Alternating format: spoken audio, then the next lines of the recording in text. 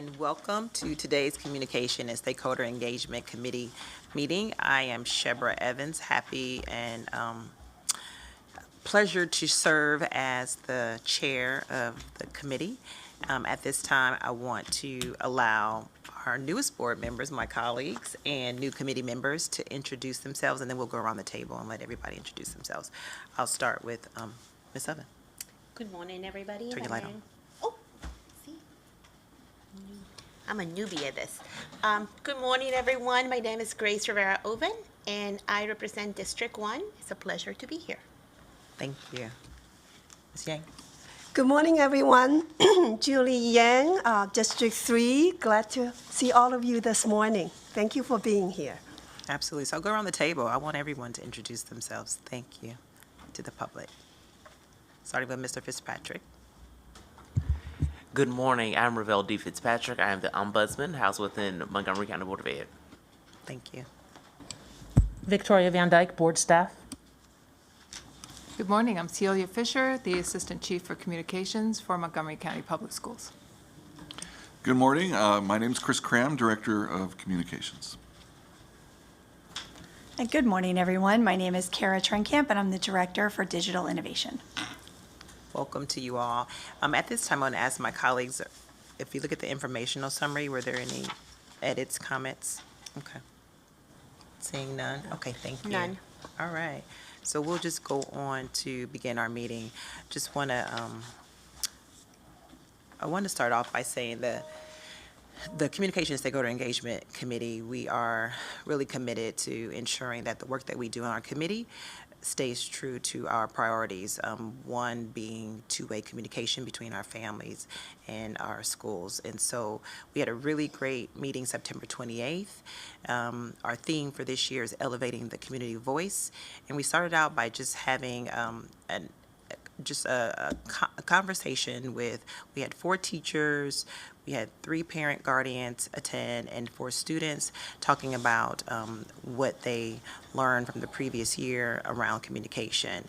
So we got some great feedback. We wanted to make certain that staff listened and that we heard the voices of our community and we heard them loud and clear. So today's meeting will be a combination of responding to what we heard from the community at the September 28th meeting, and then hearing from you all about what's happening.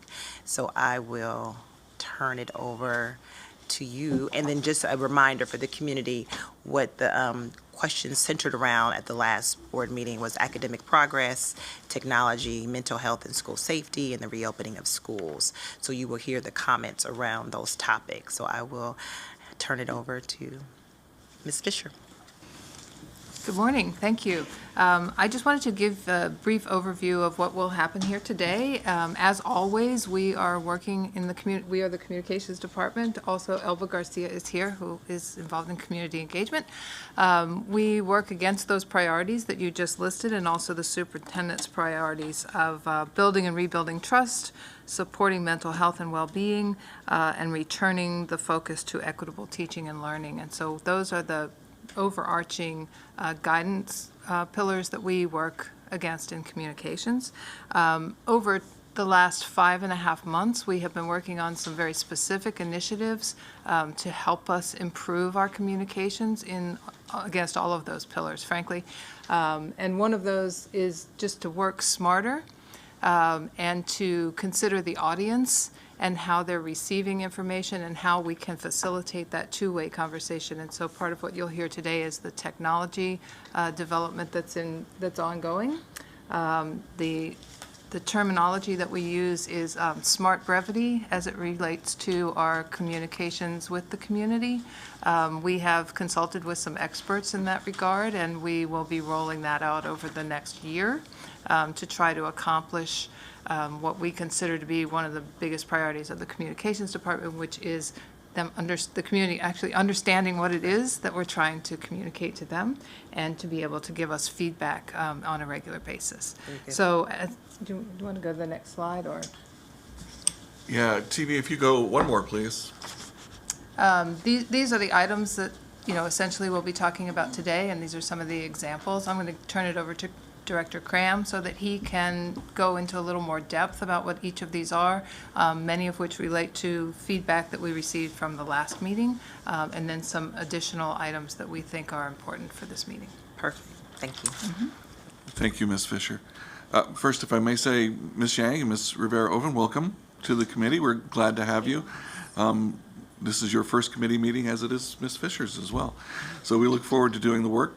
As Ms. Evans said, it is about reflecting on what we heard last time, and I think we have a presentation here today that will demonstrate what we've heard, some of the work that we've done as a result of that.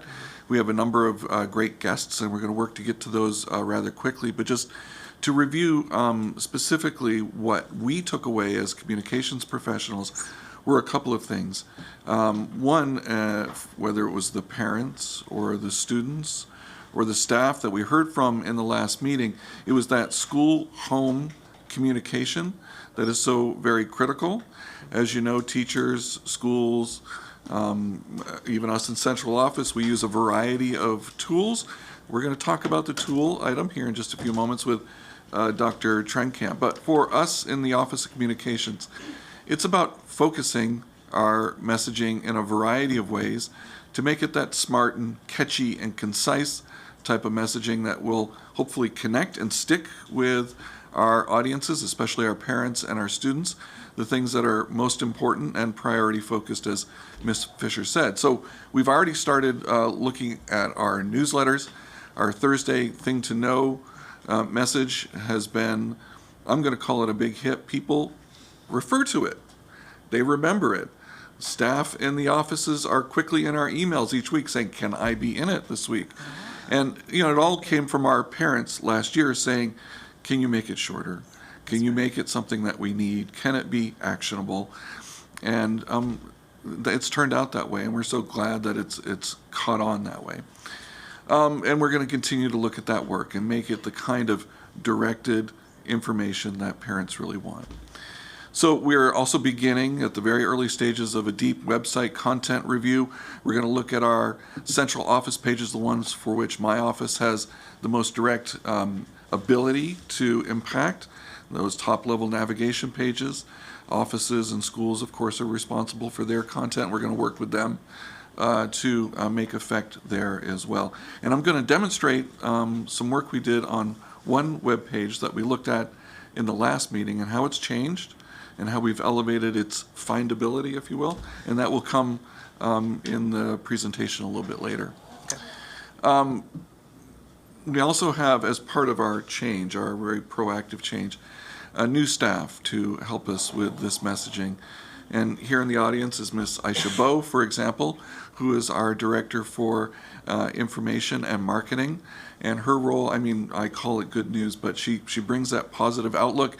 And so positive, proactive editorial content telling the good news of the school system, which is so very important. One of the things that I think is great about messaging is when you see your own schools, your own students, your own children, you know, represented positively in the stories that we tell. And so that's definitely one of the items that we wish to focus on. And embedding communications in MCPS offices. Actually, I'm going to turn back to Ms. Fisher, if I may, to talk about her work to make sure that we are doing that very thing. So as part of bringing on new staff, that gave us a little bit more breadth to our abilities. And so what we're doing is actually meeting sort of with the organizational chart, starting at the top and working our way as far down as possible, so that we can build relationships with everyone on the various teams in their departments and learn what their initiatives are so that we are able to bring them forward in a way that are not, they give us more time really to develop stories, to take a look at what might be more interesting to our audiences and to figure out what the best platforms are for telling them. Some of them may be videos, some of them may be, you know, shorter social media type stories, you know, all the various newsletters and other ways that we are able to do that. But the idea is to get ahead of what's going on in a way that allows us to communicate those better. We feel like we'll be really rolling probably by the end of January with all of those efforts. Okay, we look forward to it. Yeah, we've always done a lot of communication work, you know, almost everything that would be asked of us. But I want to point you to where it says priority focused. And if that's what our parents need to hear about, that's the work that we're going to be doing. So that makes it information that you must have. The last item on this slide, deepening community engagement. We have Ms. Elba Garcia in the audience who's helping us with that work, making sure that our community navigators, our pop-up shops, our community engagement events truly reach the people that they need to be reached. And so we're very, pleased and happy that she's able to focus that work. She comes from many years of doing it in other places, and she's also new to MCPS, and I know you've met her. One of our guests that's going to join us and talk about an important communications upgrade related to crisis communications is running a little bit late, and that's Associate Superintendent Dr. Moran. He'll be joining us a little bit later. Okay. So if I may make a quick adjustment. Absolutely. Before I turn to Dr. Trenkamp about that tool, one of the things that I wanted to demonstrate for you that you may have heard about, board member Ms. Harris had been working with a couple of students from Blair High School to stand up an app specifically to feature mental health and wellness resources. TV, if we could turn to my computer for a few moments. I wanted to demonstrate where that app is and to talk about its next steps, if I may. Okay. So I'm going to demonstrate on my computer, not on a phone. But it would look like this. So it's very near ready to be published. We met with the students who are now graduates from Blair High School and off and in college. But they designed this. We didn't do that. We helped them with the editorial content. There is still some work to do to ensure that the messaging is exact and some style work to do as well. But it's called MCPS Student Strong. And in it, after the splash page, which you don't see here, if you are in crisis, if you are concerned and you have suicide ideation, right here from the top, you can click on this, and if you're on a phone, it dials immediately for crisis support. And we'll make sure that's more clear. Unless you read this, you might not know what that is. So again, working with students, making sure that the style is also part of the visual. You know what to do when you see it. Okay. There is some text here, and it may seem a bit text heavy, but in focus groups with parents and students over the summer, before they got to the building phase, it was important that people felt that the information that they may ultimately share through this app is absolutely private. Right. And it is that. There's only one spot where you can share personal information, and that is if you do ultimately file a bullying or harassment report with MCPS. And so that text is here. But it's emergency and crisis contact information, mental health and physical health resources, systems to file that report that I mentioned, and information to understand these issues, what is sexual harassment, Title IX, et cetera, and I'll demonstrate some of that. There are then 4 buttons. If I need to know more about crisis resources, of course, 988 being the new number that you would go to if you need to report or are seeking help, and then other resources that through the focus groups and through the work with folks like Greg Edmondson in our office were identified to be in that area. And then you can go back. General resources will have many of the same resources and more. So you'll see some of the same items here. Click the button.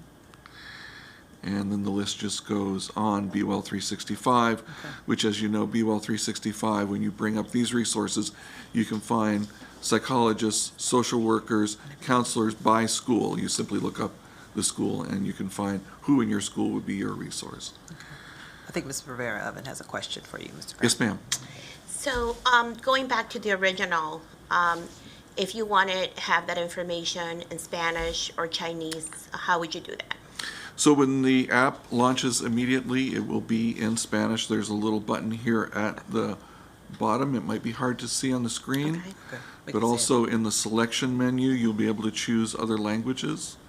There is, as part of the build-out, a function to machine translate, which we try not to do, Yeah, right? For all the reasons that you're... especially for mental health. Right, exactly. We don't want to make those mistakes. Okay. So of course, our language assistant services unit will help us with those translations.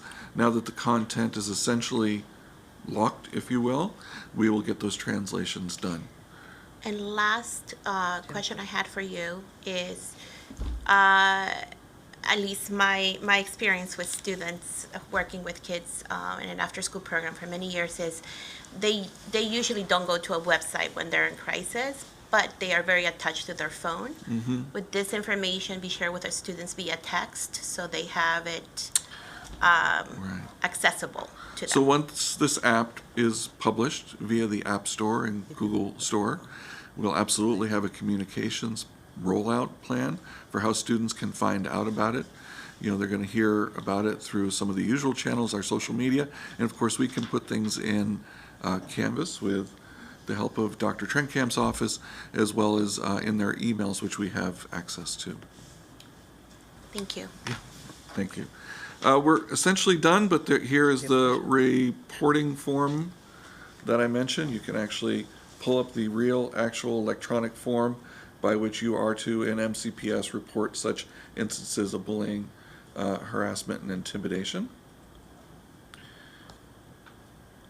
And then the last section is simply information. If you need help understanding what bullying and tolerance, hate, bias, what are your rights under Title IX, what is sexual harassment, and the list goes on.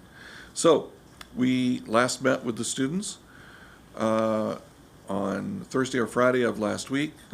We had some input for them. We wanted them to make some of these changes before we moved on. We already have pre-approval from the Apple Store. They're going to hand us off the code. We're going to do some design changes, and we'll ultimately publish very soon. This has been a project that didn't start with the communications office. We actually started a project alongside and realized that somebody was well on their way to creating. So we're so glad that students were involved, and we think it is now finally imminent. Very good. I am so proud of our students. They are always doing great things. So we look forward to seeing when the app is available and when it goes live on our website as well. So thank you. And we went back to slides. That's great. So if we can move ahead, what I'd like to do now is, if I may, introduce Dr. Trenkamp, who can talk about technology in a way that we heard from during our last meeting. Yes. One of the most important things was that confusion around tools, and she has started a very thorough project of engaging many stakeholders and discovering what might be next. We keep you busy, don't we? And they said quite a few things, from the parents to the teachers and the students. So thank you for taking copious notes and being able to respond today. Absolutely. Thanks for having me. I think it was very meaningful for me to participate in the September meeting.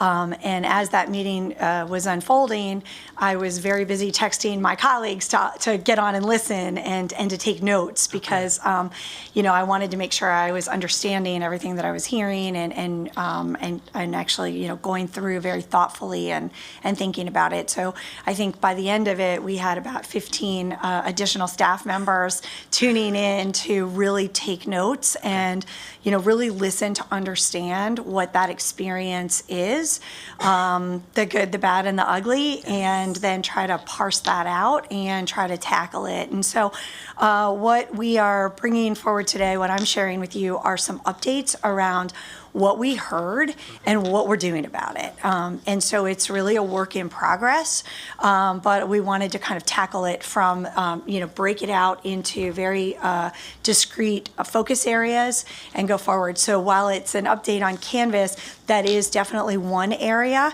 and it does sort of blend into some of the other areas, but wanted to kind of share, how we teased out what we heard from the last meeting and how that actually aligns to a lot of the feedback that we've been hearing just across all of our stakeholder groups, whether we're out in schools or with MCCPTA, our community partners, and really that feedback is lining up quite nicely to tell a story that, we want to address and improve. So with that, could we go to the next slide, please? And the next slide, please. Okay. So one of the big areas that we heard from the last meeting, and we've heard from throughout other stakeholder forums, is parent view. And in parent view, we've heard a couple things.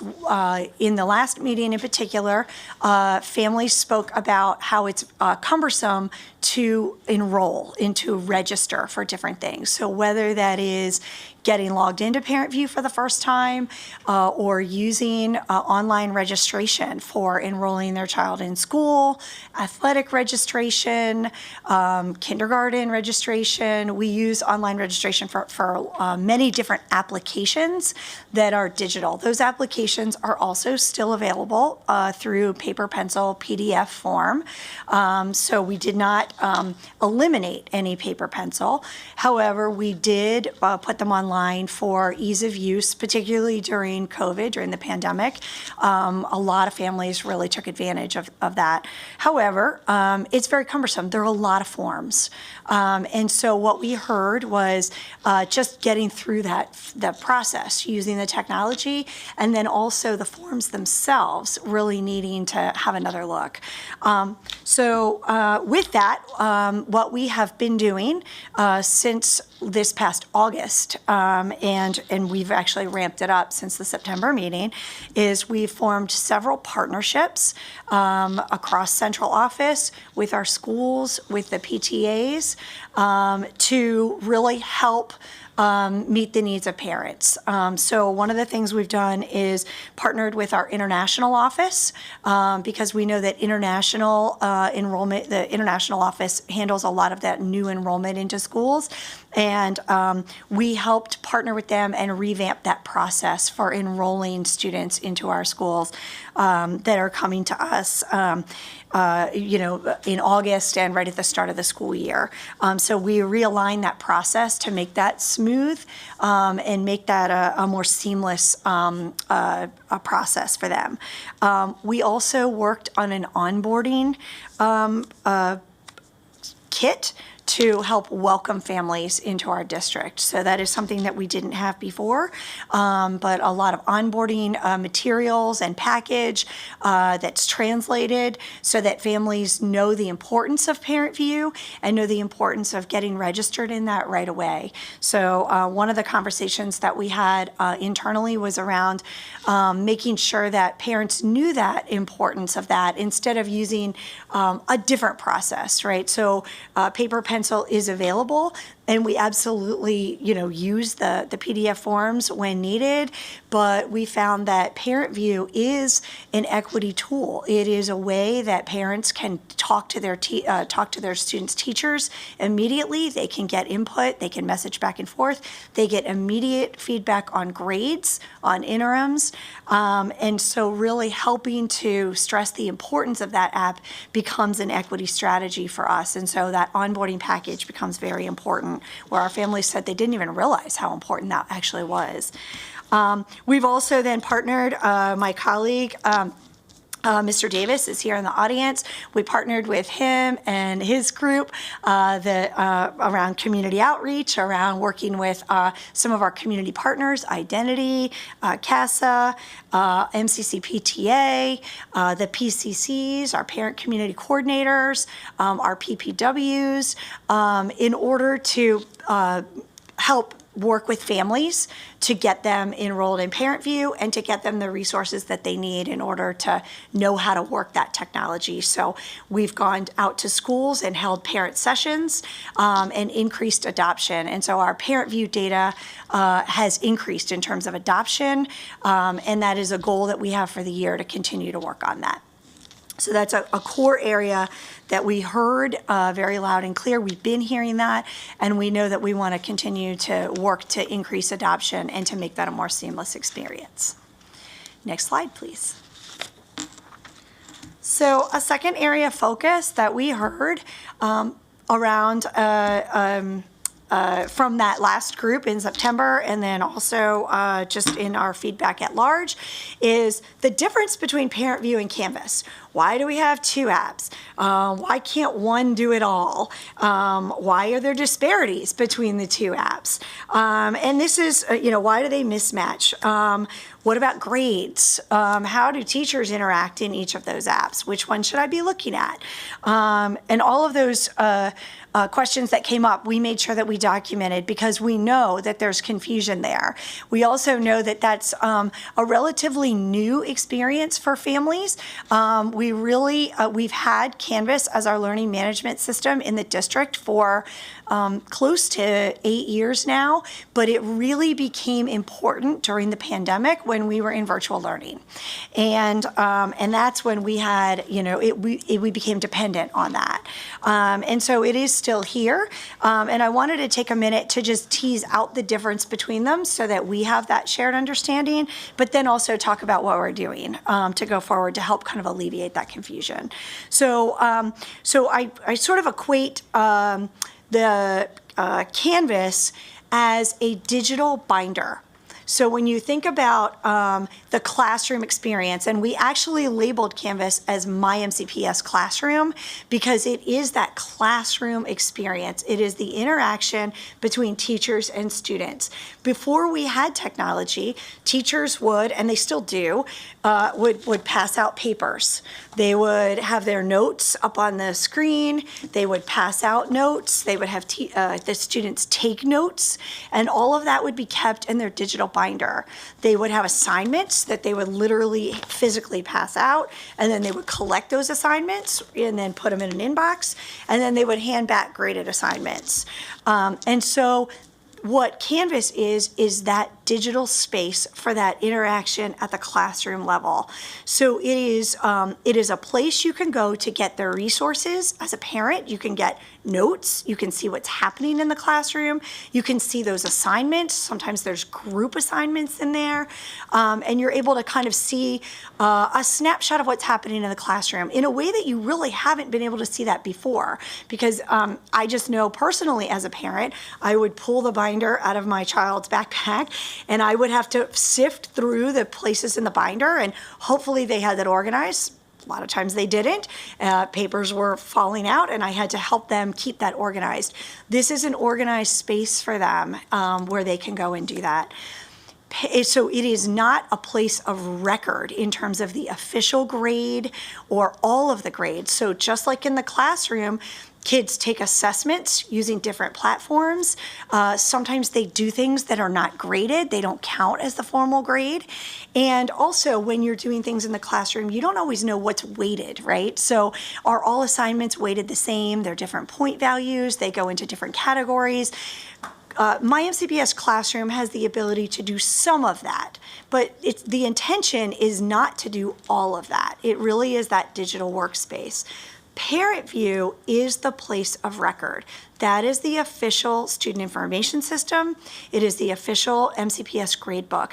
That gradebook is configured with all of the regulations and policies that are upon us to enforce and to configure on behalf of the district. It is fully auditable. We are able to track every change in the gradebook as we need to for accountability purposes, and it is able to be reconfigured based on changing regulations and policies. And so that official gradebook becomes really important as the official record for the student. So that's really the difference between those two platforms. And that's why sometimes they don't match, because there's no intention for them to fully match, given the gradebook is your source and the digital classroom is really an ongoing work in progress. However, we do know there's some improvement that can be made there, right? So we know that we have grade passback at the secondary level. That is based on when teachers are ready to pass their grades from one platform to another. They have the autonomy to do that. And that's because as a district at central office, we wouldn't know when they're ready to actually finalize those grades and pass those to the gradebook of record. So they do have autonomy to do that. We have heard that one of the areas of improvement that parents would like would be to do that more frequently. Have teachers actually sync their grades a little bit more frequently so that the feedback becomes more immediate for staff, for students, and for parents. So we're working with the curriculum office to help provide that guidance. How often assignments are provided, how often teachers are grading them, how quickly they're returning that feedback is something that really falls under curriculum and instruction, and we partner with them with the technology. So we're working with them to kind of think about what that guidance is around timely feedback and importance, and making sure that that continues to stay updated and synced. At the elementary level, we do not have grade passback, and the reason why we do not have that is because MCPS has a custom grading program. It's customized to MCPS. So we have standards-based grading. Both of our platforms do that, and they do that well, but MCPS has a customized version of standards-based grading. And so while that is working for our MCPS district, our platforms are not able to consume all of those rules. And so teachers, elementary teachers in particular, will mostly enter their grades right in parent view so that they don't have to do it twice. And so we're working on some improvements there as well. So one of the areas that we would, there's two areas that we heard around places where we think we can have immediate improvement. One is there are messages that come from Canvas when teachers send out reminders that parents get. And sometimes in those messages, depending on how they're crafted, parents cannot see the full message or they cannot reply to that message. And so one of the areas that we're exploring is, and I'll talk about it in one of the immediate upcoming slides, is integrating with an outside application that can actually connect to Canvas and can actually do a better job of messaging where it translates, it actually shows the entire message, and parents can reply. And I'll talk about that in one of the upcoming slides, but we're looking at how we could maybe turn off Canvas messaging and replace it with something that actually is, that better meets the needs for parents in particular. Students are able to see these messages and reply, but it's cumbersome for parents, and there are some barriers there. Can I pause you right there, Dr. Tripkeff? You said a lot, and it's been Yes. some great information. Sorry. Thank you so much. No, don't apologize. This is great. I just want to make sure people get their questions answered in the moment. But I will say that you've, I appreciate that you really did take some notes and you listened to what the students and the families and the teachers were saying. And as a parent, Parent View is I rely on it heavily. It's my go-to one-stop shop. And so the pass back is really important because I think we've heard at operating budget meetings or just people coming to give testimony talking about grades not seeming to be synced or updated. So I think that's really huge for families and everyone listening to know that it's not updated just yet.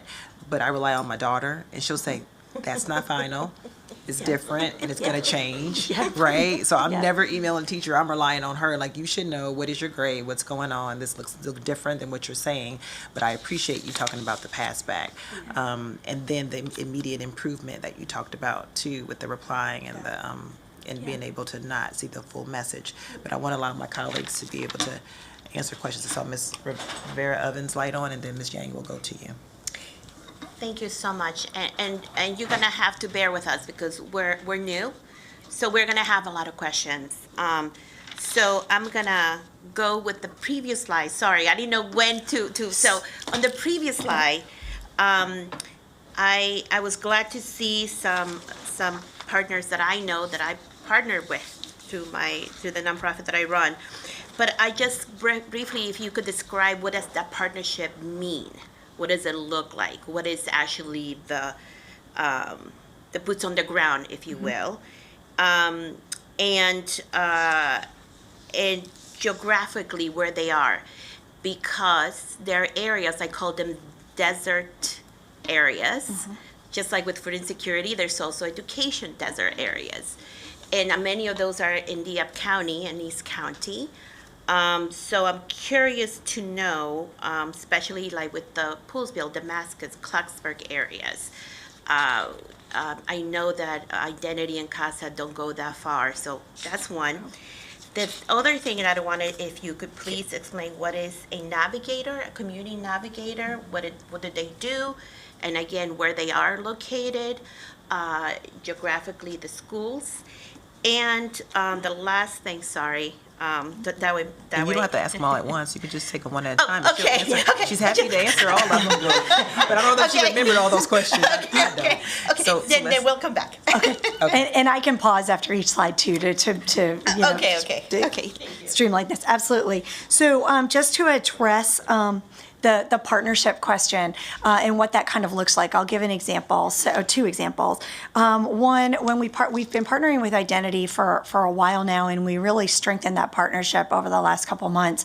And what that looks like with that group is we had a joint meeting with many of the partners that work for Identity and with Identity, and my instructional specialists that work on my team, the technology specialists, and we provided a training for Identity around how to help parents get enrolled in ParentView. We walked through ParentView, we walked through how to, what the letters look like, the activation letters, those credentials, and helped train them on that.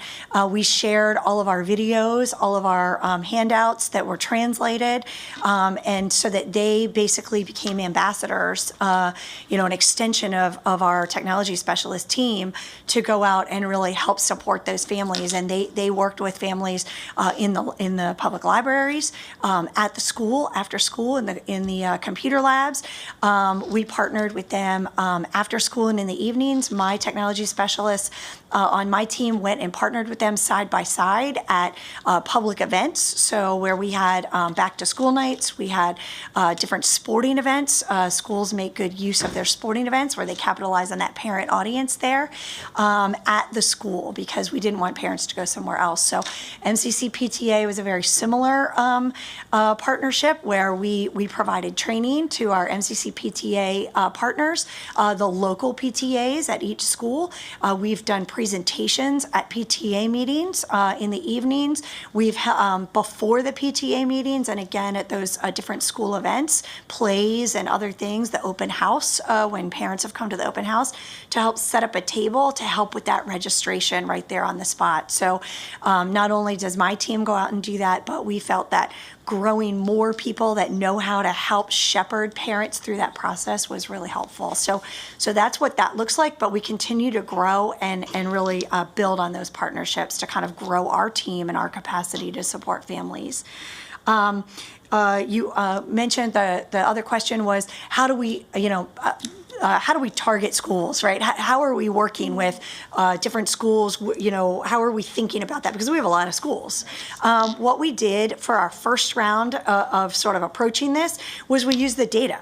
So we took a look at the ParentView adoption data, and we said which schools are really, doing a great job with their ParentView adoption. Still room for improvement, but they have strategies in place, or they have a higher level of adoption than some of our other schools. And then we took a look at the schools that really needed our help the most, and that's where we went, and that's where we partnered first. And so really going in and partnering with them based on the data. And so those schools are scattered across MCPS, but we really just took, round one of our data to make improvements and then go forward. So that's how we did there. I'm not sure if I addressed everything, but I'm hoping that I did. Thank you. Yeah, there was also about the navigators. What is the role of a navigator and where they are and how many? Oh, sorry. Yeah. Ay, otra vez. Okay, so again, Yeah. so it's the navigators, where they are, how many of them, and because I know you mentioned the international office, right? And that to me is such an important part of many families. That's where kind of the in communication starts in a sense, and it's really hard to regain communication again. And for me, these are very vulnerable families. So if you could talk a little bit So yes, I can talk about the first Community Navigators is more of a program and an effort than a person, but of course people do the work.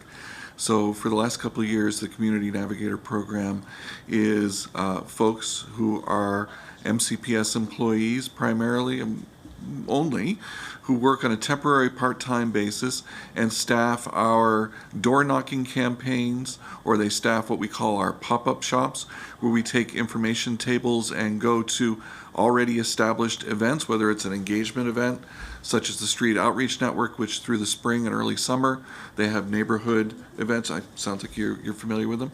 Or other events, like we have sent pop-up tables to sporting events, simply to meet and greet families there, and we provide MCPS information and answer questions, and we always have folks there who do it in both English and Spanish.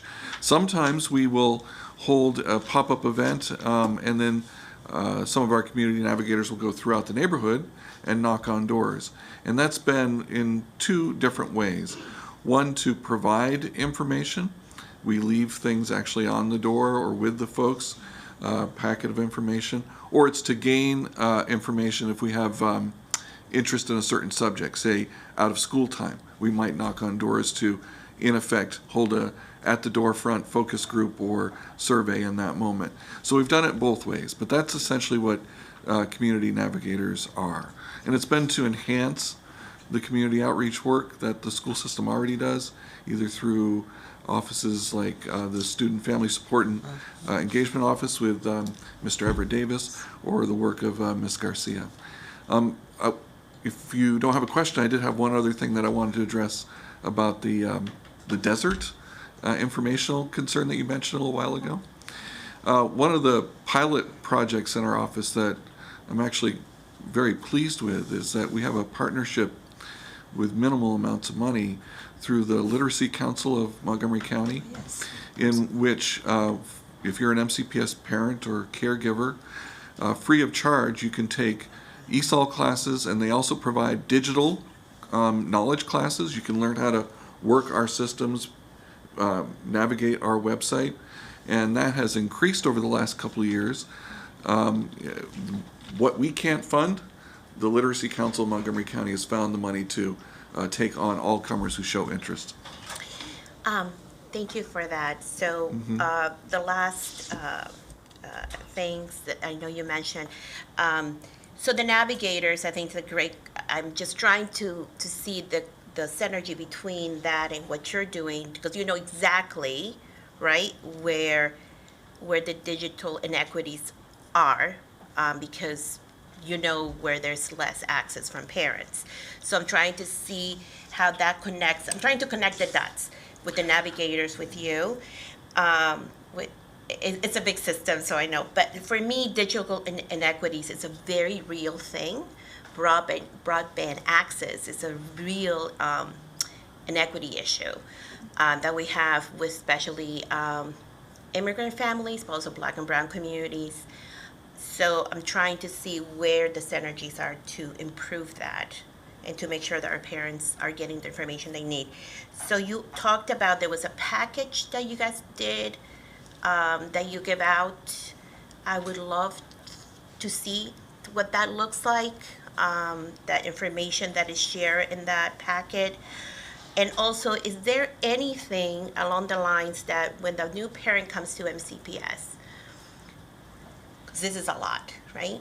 And there is also digital illiteracy. A lot of folks don't have a computer. They have a phone, which is the most, and this is how they communicate. So is there a way when you have a new family MCPS, or when you are welcoming a new family to MCPS, do you ask a question? Do you have a computer at home? Do you have access to broadband? Is there anything of that information? And when you identify those inequities, is there then one of these wonderful navigators, or whoever may be one of the partners, right, who then can actually sit with this family, show them, this is, you know, Canvas, this is what is the difference, right? And then that way we have that information as well. And the last thing I'm going to ask for the future is if you can bring us a map. Maybe I'm a very visual person, I apologize. So this is better that you know this from the get-go. If you can bring us a map of where these, gaps are. And the last advice, if you take any from me, would be that, so we, because of COVID, we started a lot of food insecurity hubs around the county. There's 8 of them. But they also do a lot of case management and work very closely with helping families with farms and so on. I would suggest, that you also kind of share this information with them, because many parents go to these very trusted folks in areas where unfortunately not all nonprofits can reach. I think that will be as well important. And then with that, I know. So I'll just jump in real quickly. A lot of what you touched on, without you knowing, Mr. Fitzpatrick is going to touch on that. He has a map, right? But I'm certain MCPS, our system, has a map as well. But I just wanted to let you know that. And then I will say that when the weather permits, that the navigators are really out and about, particularly in the summertime. And East County, is it recreational? I should be ashamed that I can't remember. The recreational center. Yeah. We've been there, but there will be times when they're going to be out and about that they will let us know. And if board members want to show up and participate and talk to families, that we'll be able to do that too. And I won't speak for you all, but I know that the parent view and how the direction we're trying to go in, I don't know if that's been something that we've been able to do at the pop-ups, like back in the summertime, but it's definitely something to think about in the future. But I'll let you respond to some of the questions. So I can start with that one. Dr. Trenskamp's office made a wonderful guide on how to operate, utilize FAQ about parent view, and we use that in our pop-up shops. And one of those connections, Ms. Rivera-Oven, that you mentioned from the Community Navigators is we had a pop-up shop this past weekend, and we have a list of people who asked for support with parent view. Dr. Schenkamp's about to get that list. So that's where that connection is. And we often also will utilize our parent community coordinators that are in Mr. Davis's shop to help with those connections as well, because they already have many of the relationships and are the trusted adults that many of our families have already seen. And Ms. Evans mentioned a lot of that navigator work is done in the summertime because, as you know, we get so many new families each year, and we're at the very beginning of developing what is a 12 or 13-year relationship with these families, and we need to be able to maintain that. Yep, I would just add too, we also focus on making sure that teachers and our school leaders know how to use these systems and know how to communicate that with families. So they're often the first touch point. Many of these families are going, right to the school to enroll, and they have regular ongoing communication with the school leaders and with the teachers. And so making sure that they know and that they have the information available to them to communicate it back to school night in their newsletters right from the very beginning. And so that's another place where we've really helped to make sure we have back to school night packages, we have welcome, start of school packages that our schools are using to send out to the community as well. This is where I would like to jump in. Sure. Thank you, Dr. Trenkamp, for the presentation, for really tackling this issue. As a recent MCPS parent and staff, I know how much we all rely on parent view and Canvas. You brought up a very good point. I think the touch point, the registrar, the counseling office secretary, all our counselors, they are the first touch points for many of our families when they register. And I have just brief 2 questions. Maybe you will touch upon them later. One is, in the welcoming center in our international office, when a family register, do they actually have a step that's to help them actually see what parent view look like, or provide a little bit assistance to that family? That's question 1. Question 2 is, you mentioned several times the percentage of our families that's using parent view. I don't need to have it now, but I would like to know the percentage, or in our ideal world, as we are always striving to make improvement, do we have plans to improve it, steps to increase this percentage? Do we have a target goal for ourselves to work towards? Thank you so much. Yep. Thank you for the questions. So for our international office and the welcoming and the process for families to enroll their children into school in that particular way, we actually do even better than just talking about the importance of Parent View. We walk the families through actually getting set up. So they have their activation letter, we set them up.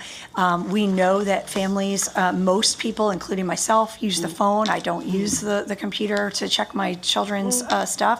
And so we actually then help them get their app set up on their phone. It is translated into whatever language they want because they can use the translation that's available through Google and others. So so that's all fully translated. So when they walk out of the international office, they are fully configured and set up to be able to track everything they need to track. Okay. In terms of percentages, it is in the strategic plan. This is a goal. There is an actual goal with measures and targets around Parent View adoption. And we have reports available, and we can provide that data to you as well around the overall adoption percentage, and then broken down by different demographic groups and broken down by school. Schools have access to those reports, and they can actually drill down to the student level, and that's how they can then help to target families that have yet to get registered in Parent View. So we will follow up with that as well. Thank you. I know you have like 3 more slides to get through.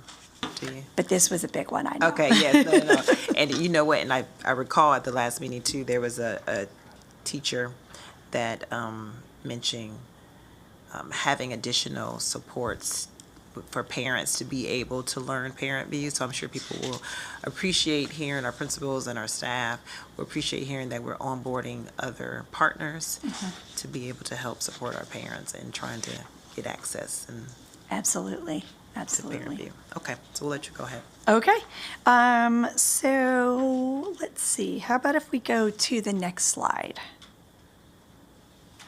Okay, so one of the things that we heard was, and this kind of dovetails to what we were just talking about, is how can we better help our families with technology support?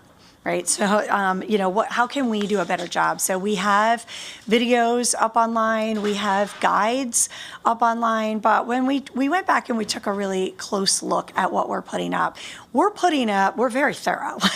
So that's the good news. The bad news is we might be a little too thorough because some of our guides were 47 pages long, and who has time to go through 47 pages of a guide? Now we do know that there are some people in our audience that would appreciate a 47-page guide, and they would very much like to go through and really, dive deep into that. But the majority of us really probably just need a one-pager and get the salient points. Or a video, instead of it being 8 or 9 minutes long, how about if there's a video under a minute? And so we went back in the technology team and my instructional technology specialist meetings, and we had a challenge. We said, let's put together what we call tech shorts. And these tech shorts are videos translated and with captions that are short. They're exactly that, and they get to the point very quickly. We challenge them to be under a minute, and they're continuing to build out that library of very succinct, important information around a variety of topics for parents that staff are finding very helpful as well, that you can get very quickly. Also quick guides, right? 1-page quick guides, how to get up and started. Very much like in parallel what my colleague Chris Cram spoke about around what are the 5 things you need to know, and those things go out on Thursday. This is also in alignment with that.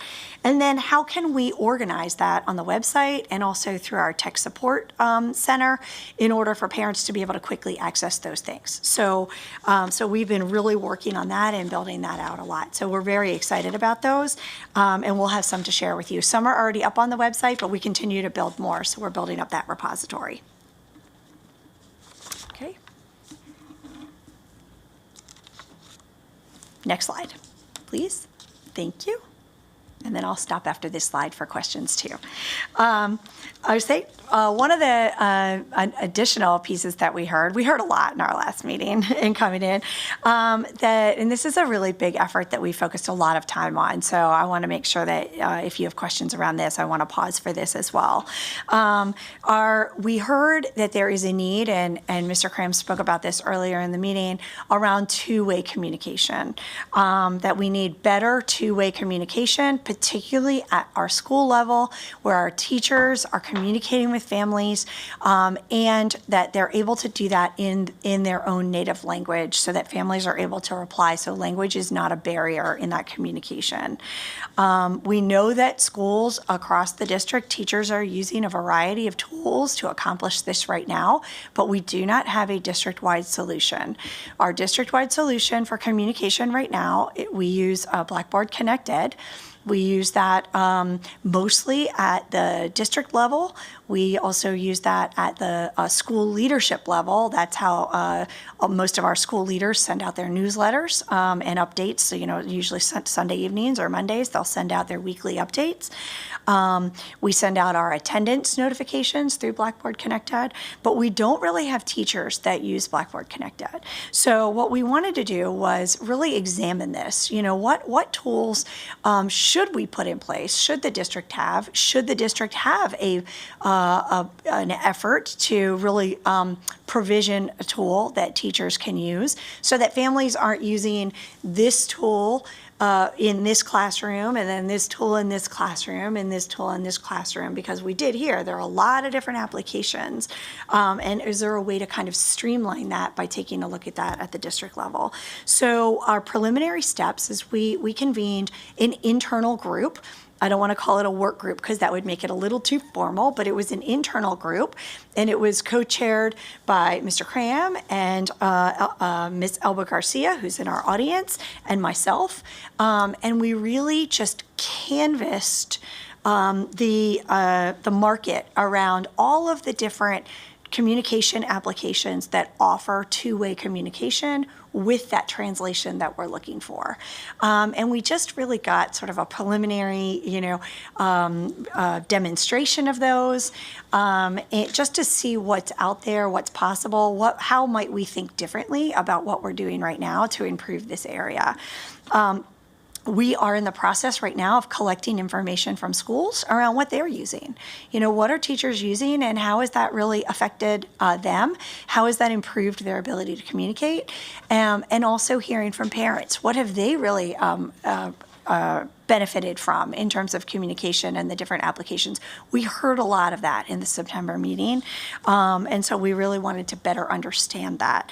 What we're working towards is continuing to work with a variety of stakeholders to possibly pilot one or more applications this school year. So we're looking right after the winter break to really take a look at what we can do to maybe pilot those and take a deep dive into one or more of those applications based on the feedback that we're getting from families and from our teachers right now to see if this is something that really could help improve that two-way communication in the district. So with that, I will pause for questions around these efforts. Go ahead, Ms. Yang. Yeah, thank you. This is actually an overall comment and piggyback on Ms. Rivera-Alvin's comment about community partners. So it's very wonderful to hear that we have partnership with the community group. Here is a challenge that who are we partnering? Are we always keeping the same partners, or are we continuously expanding our partners? I know that since the COVID, there have been a lot of new organizations that have popped up, and so I would mention like the Equity Center in the Gaithersburg area, and there's a few other. So those might be new partners that can be included in our future. Going back to Mr. Cram's mention about the Thursday notes, it's so wonderful. We have that. I use it all the time. Now, but I know that is still missing a lot of parents. The parents don't open it because it's coming from the MCPS school system. So, but if it's coming from a community partners that they trust, then they will open, that they use or they depend on, then they will open. So that might be an area for future engagement, and I'm happy to provide lists of some of the organizations that I know that work closely with families with your office. Thank you. Ms. Rivera-Oven. It's been Ms. Rivera-Oven. Okay, first, just a quick question. Sure. When they're done, and then When they're done, but that does not mean that you can't ask a question at a later time, date. They are available to us. Okay, and I'm just thinking also ahead of, for the next meeting for some information. Outside the meeting, too. Did I? Absolutely. Okay, all right. We'll get this. We'll get there. So I just want to emphasize the importance of when looking, especially at communities that have a history of being at a disadvantage when it comes to two-way communication, right? That a system as big as MCPS, sometimes we are set in our ways on doing things that have traditionally been done this way. And one thing we have learned through COVID is that there's a lot of inequities in our county that were there even before COVID. That because of it, we have come to light that we know there's a lot of families who had no computers, no broadband access because the kids were doing online. And so we're learning, right, how to make sure that we keep with our mission to ensuring that every child has access and seeing as every child as a unit with the family. So for me, this work of communication and broadband access is absolutely vital to the success of every child in our system, especially those who might have all these inequities at home. So I thank you for looking at improving our services and so on, but I also urge you, like Ms. Yang said, to look at other partners that now you might not be your traditional partners, right? Or the easy access ones, but who are really boots on the ground, who have the ear and the trust of communities. Because trust to get anything done with communities of color is absolutely the number one ingredient. And sometimes we think we're doing things great, and then we ask ourselves, nobody's coming to these, to this meeting. I guess they don't need it.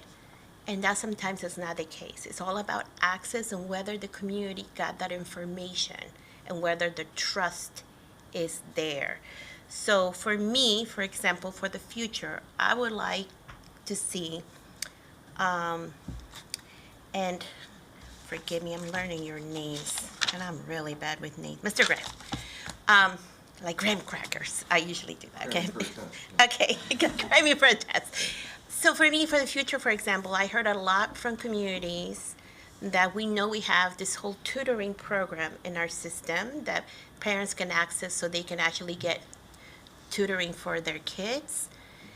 It's not getting to the ones that need it the most, okay? And I'm seeing this a lot because I actually have a niece in the system, and it took my cousin hours to figure out how to access it and how to sign her up for it. And this is a woman with 2 degrees, okay? So for me, then this is a symptom, right? That the folks who really, really need it the most are not getting access to something that they really, really needed for their kids. So in the future, and you can walk us through it, right, on doing it as well, that would be great. And then going back to Mrs. Yang's comment about the whole, how we actually sit with a family and show them, I think that it would be really helpful to have a video as a follow-up You can send it through WhatsApp, you can send it through text, you know, in Spanish, in Chinese, and Amharic, and French. You know, this is exactly, because you know, when you're in that office, you're bombarded with information, right? You have to get the shots, and you have to get the grades, and you have to, so to do a follow-up later, so families have a tool accessible to them, because again, a lot of us are very visual. I think that would be of great help. So thank you so much. It was a pleasure meeting you all today. I'll say, and I think I heard someone say it, COVID made us reimagine and rethink about how we do our work, right? So there are a lot of things that we're doing currently that came up as a result of us being in a virtual world and trying to figure out how to gain more access to our communities. And with the board support, Dr. McKnight hired Ms. Garcia, right? We did not have that position, and I think it's to do exactly what you said, you know, figure out how to reach more of our partners that we're not aware of, right? So it's great that you have relationships and you have access to partners that maybe Ms. Garcia is not aware of. We could share that, but I'm glad that we have you in your position to do more work in the community. And I've been in meetings with you where you've challenged the system to say, is this in another language? Have we reached every family that we can, right? So families are, I should say our staff is working so hard to do so many different things, but we all know that you don't have to be sick to get better, and we're always trying to do more, right? But we can't do it by ourselves. So you mentioned some great partners. LCMC, the Literacy Council of Montgomery County, great partner, right? Identity, CASA. There are some other partners that we have that we did not mention. If we mentioned all of them, we would be here the entire time. So I do want to thank you, Dr. Trimkamp, because you did take good notes, and a lot of what I heard people say on that panel, you addressed. And then you talked to, and if you didn't address if you didn't say what we're doing right now as immediate fix, you talked about what we're working on, right? What's in progress. So I want our families to know to hold on. We can't do everything all at once, but we do hear you. And there are some more things that are coming in the works. I do want to be respectful of people's time. We have so many, we have administrators in the audience, and we have staff, and they're really great, and I wanted them to come here and talk to us about other topics that we're going to get to. If we have additional questions, I'll let you ask another question. We can always get with staff This is afterwards. But not a question, it's a comment. Okay. I actually want to concur Ms. Evans' comment. I actually watched the September, even though I wasn't serving, I watched the September community the September meeting. You did take very good notes, and so thankful that you are addressing what you heard in that meeting. Right. Thank you. So at this time, if there are no further questions, and please know that questions don't end here. We can always get our questions answered. I don't want to cut anybody off, right? But if there are no questions at this time, I would want to say that thank you, Dr. Trimkamp, for coming and speaking to us and updating us on what you heard and what's happening. We really appreciate that, and we look forward to what else is coming down the pike, right? So keep us abreast. And Mr. Cram, I'll turn it back over to you to discuss our next Thank you, speaker. Mrs. Evans. I'm so glad you brought up the time aspect. Yes. Somehow 2 hours always gets away from us, I doesn't it? know.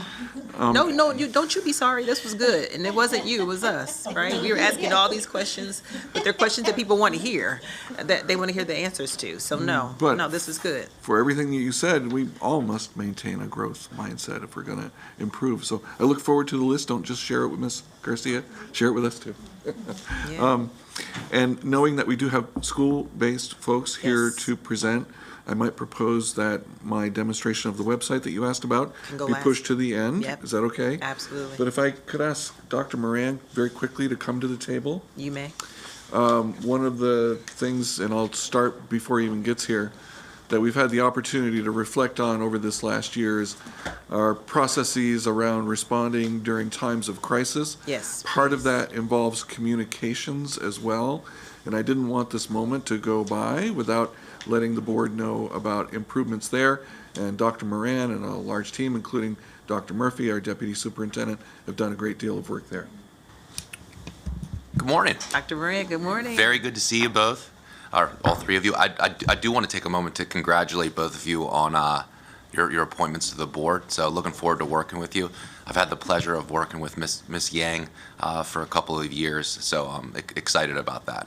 I'm sitting there, just listening to about communication, and I will say that there is no more important time for there to be clear and precise communication than during a safety and security incident at our schools. We have learned quite a lot this year, engaging with our principals, engaging as central office, working as partners with our communication folks. And what we've done is we've tried to standardize communication across 211 schools during a safety and security incident.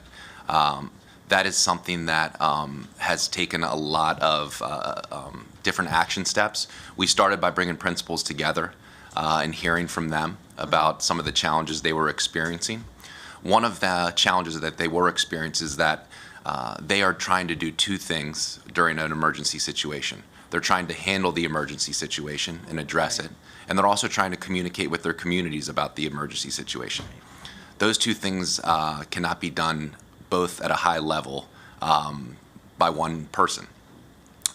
We've worked with them to establish essentially agreements that we've also put out to the community around having standard scripts. So we examined our serious incident data over the last 2 years, identified the top 5 or 6 incidents that are occurring at schools. And when I say that, an example would be a medical emergency of a staff member is in that top 5. We created scripts for them to use that are pre-written and did that with them as opposed to without them. So got their feedback on what that language should look like. We got all of them translated into all of the different languages that we utilize. So simply our principals during an emergency situation load just the information about their particular school in and can send it. We've agreed with our community partners that we are going to send during any safety situation within 20 minutes that we will send information out. Our principals agreed around that timeline that it would be doable, and then we would send subsequent updates every 20 minutes during an emergency situation. So we've made those agreements with our community. One of the keys was also that we needed to ensure that everyone received the exact same training around safety and security. Communication is, of course, a big component to that. So we went through a sequence where we had, first we had all of our principals receive the training and exact same slides, exact same resources, because as you know, over time with anything, people use resources from 10 years ago, people use resources from 5 years ago, and we needed to bring things into to up to date. So we trained them. Every single principal received training. Followed by that training, they then went back to their staffs and engaged their staff in the exact same training that they received, using the exact same resources. We then had our principals in November, and there are still 4 or 5 that are going to do the presentation in December because of their PTA meetings had been already booked with topics or speakers. So, and then they delivered that information to their community. They also put out a letter was put out to all communities with the same information, same terminology, those same resources. A thing I appreciated about the process is that often we have internal and external resources around things. We use the same resources that we used with our principals, with our staff, and with our parents. So we all saw the same thing. We all saw the same language. We all saw the same, expectations around, and we really focused on what people do before, during, and after an emergency situation, and focused in on the roles of the staff, the role of the student, and the role of the parent. And a lot of those were around what to expect from communication. So I'll stop there and just see if you guys have any questions or thoughts that you'd like to share. And before you go there, if I could add, please, an important part of that too is Ms. Fisher has added to our own office a new public information officer who comes deeply from a background of crisis communication. Ms. Baxter's in the audience here, Jessica Baxter. And she and I have, as part of this work, created a similar set of processes, a new document that's cross-agency between police, fire, and emergency management to make sure our messaging is coordinated along with school-based messaging. Very good. To add to that, Ms. Evans, just one other thing that has been a change is that, so we put the school and this in central office right next to each other and went through the steps of what the school will be doing and what will be happening at central office at the same time. The feedback that we got from principals around that was extremely positive because often they don't know what the how we're complementing one another and working together during a safety and security incident. So they know exactly what we're doing, and it's there, and we have that sheet, which has become something that I've already seen as I've gone out to visit schools, laminated and boom, right on their wall or in their safety and security folders that they can then, as they are dealing with the situation, they have with them. As when things get heightened, we know that not sometimes, it's great to have a resource that you can lean on to ensure that you're following the proper protocol and thinking about those things. Okay, very good. Ms. Rivera-Evans. Oh, okay. Thank you so much.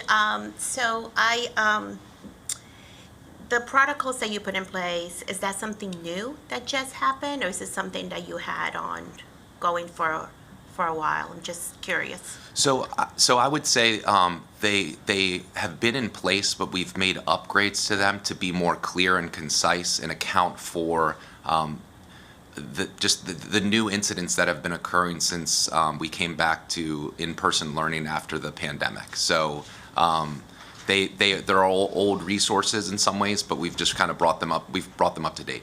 Okay. Because I do want to give you a little bit of feedback, if I may, on it. Please. And I have questions about the process. So, for example, with the Magruder incident, you have a very large Latino population in that school. And when the incident happened, I say we, I'm putting my other hat with the nonprofit that I run, we were getting a lot of calls from parents because there was nothing going out in Spanish of what was going on. So they were in limbo, if you may.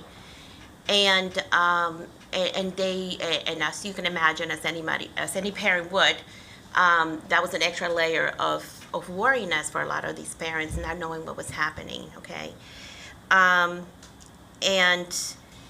when the press conference happened, everything in the press conference was pretty much done in English, and there was nothing, and going to, somebody said that you are working with fire and rescue and the Montgomery County Police, which I think is great. I think the more synergy that we have, so the community gets a clear message of what's going to happen, what's going to happen, what's going to happen tomorrow, it's really important. But then that did not happen at a school that is over 41% Latino, and that is a concern for me as somebody from that area, from that district. So that was one. When the Brown Station Elementary School explosion happened, it was the same thing. We had a lot of parents. Now, granted, when you have a crisis and something like that, it's easy to prepare. You never know what's going to happen. So is there a team that you have that goes to the site who helps the school prepare how to respond to the community? And then I'll let Ms. Julie speak about her experience with that as well. But is there a team that goes to the site who works with fire and rescue and MCPS? Because again, I was boots on the ground because of my other work in the community, responded to diapers and formula and all those things that you need, feminine iPads and all that stuff, right? That you don't think of that people need at that moment. And there was again, when there was a press conference, that's again a very large minority, especially Latino population. Again, there was no messaging at all to that community that kept them in the dark. So I just wanted to share that with you because that is something that I personally saw in both incidents, but also that the community sometimes, they need whatever little information is just vital to them. So each emergency, every instance is an opportunity to learn, and certainly all of these very unique crises that have come up over the last year, we've heard very similar feedback, absolutely. That's one of the reasons that the supports to the school in place now through Dr. Moran's work do have those translations in place. So that very first one about we're in lockdown and often likely why will go out in the languages that the school knows it needs to communicate in, the resources there for them to use.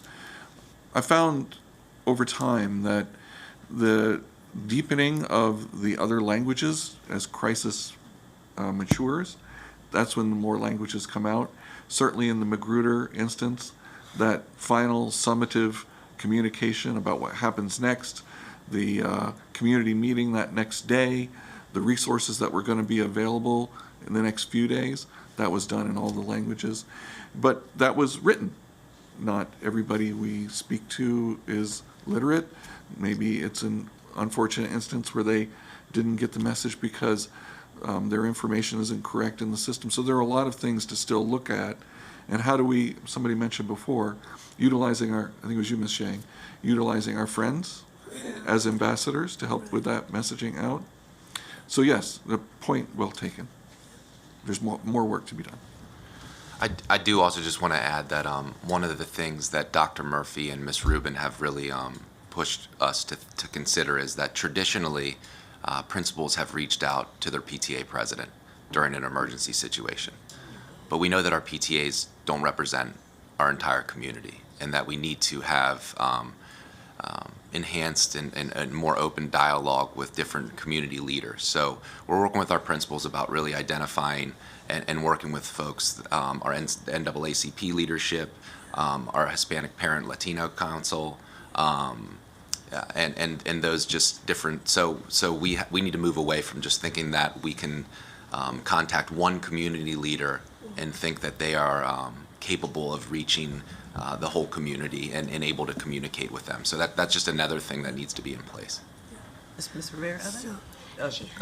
So thank you, Dr. Moran. It's good to see you in your new role. I absolutely enjoy our work together before when I was the cluster rep for high school.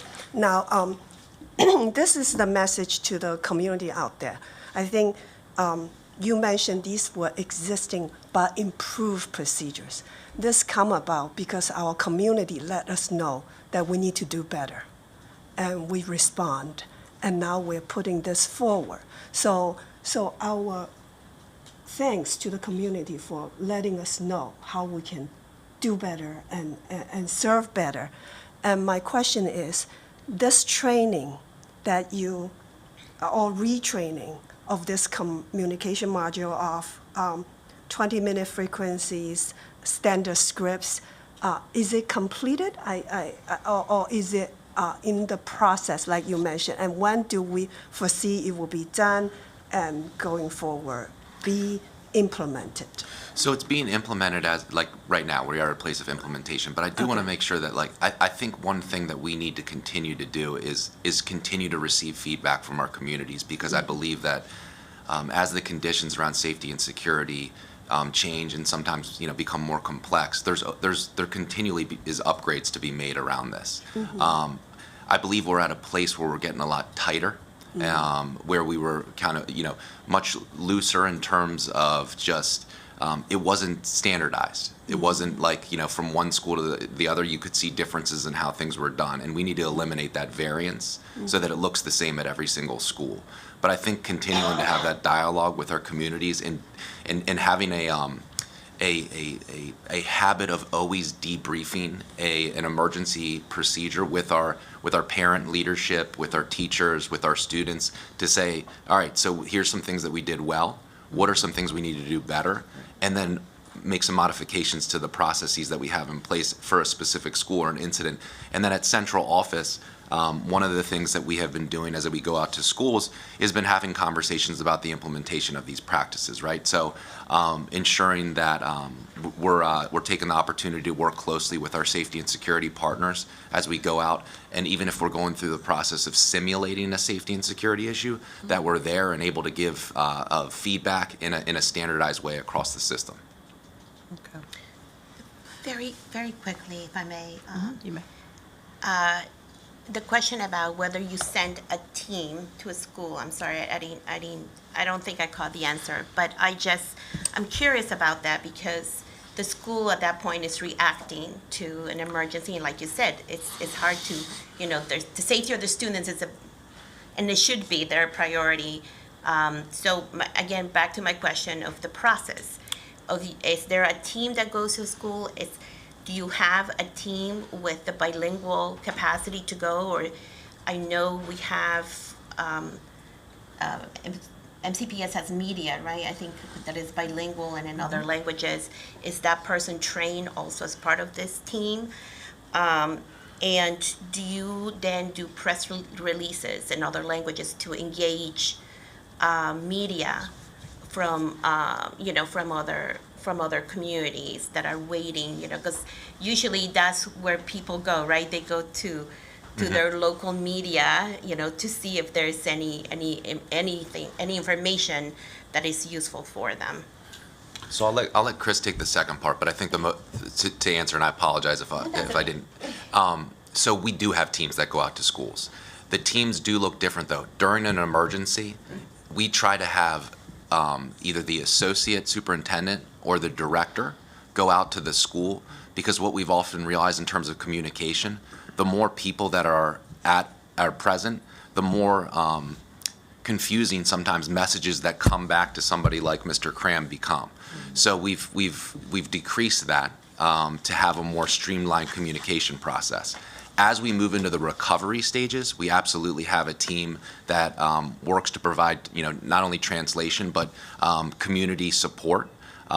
We partner with, of course, with DHHS, but also have internal teams that go out to school to support with communication as well as with recovery around well-being, community engagement, resources that are needed.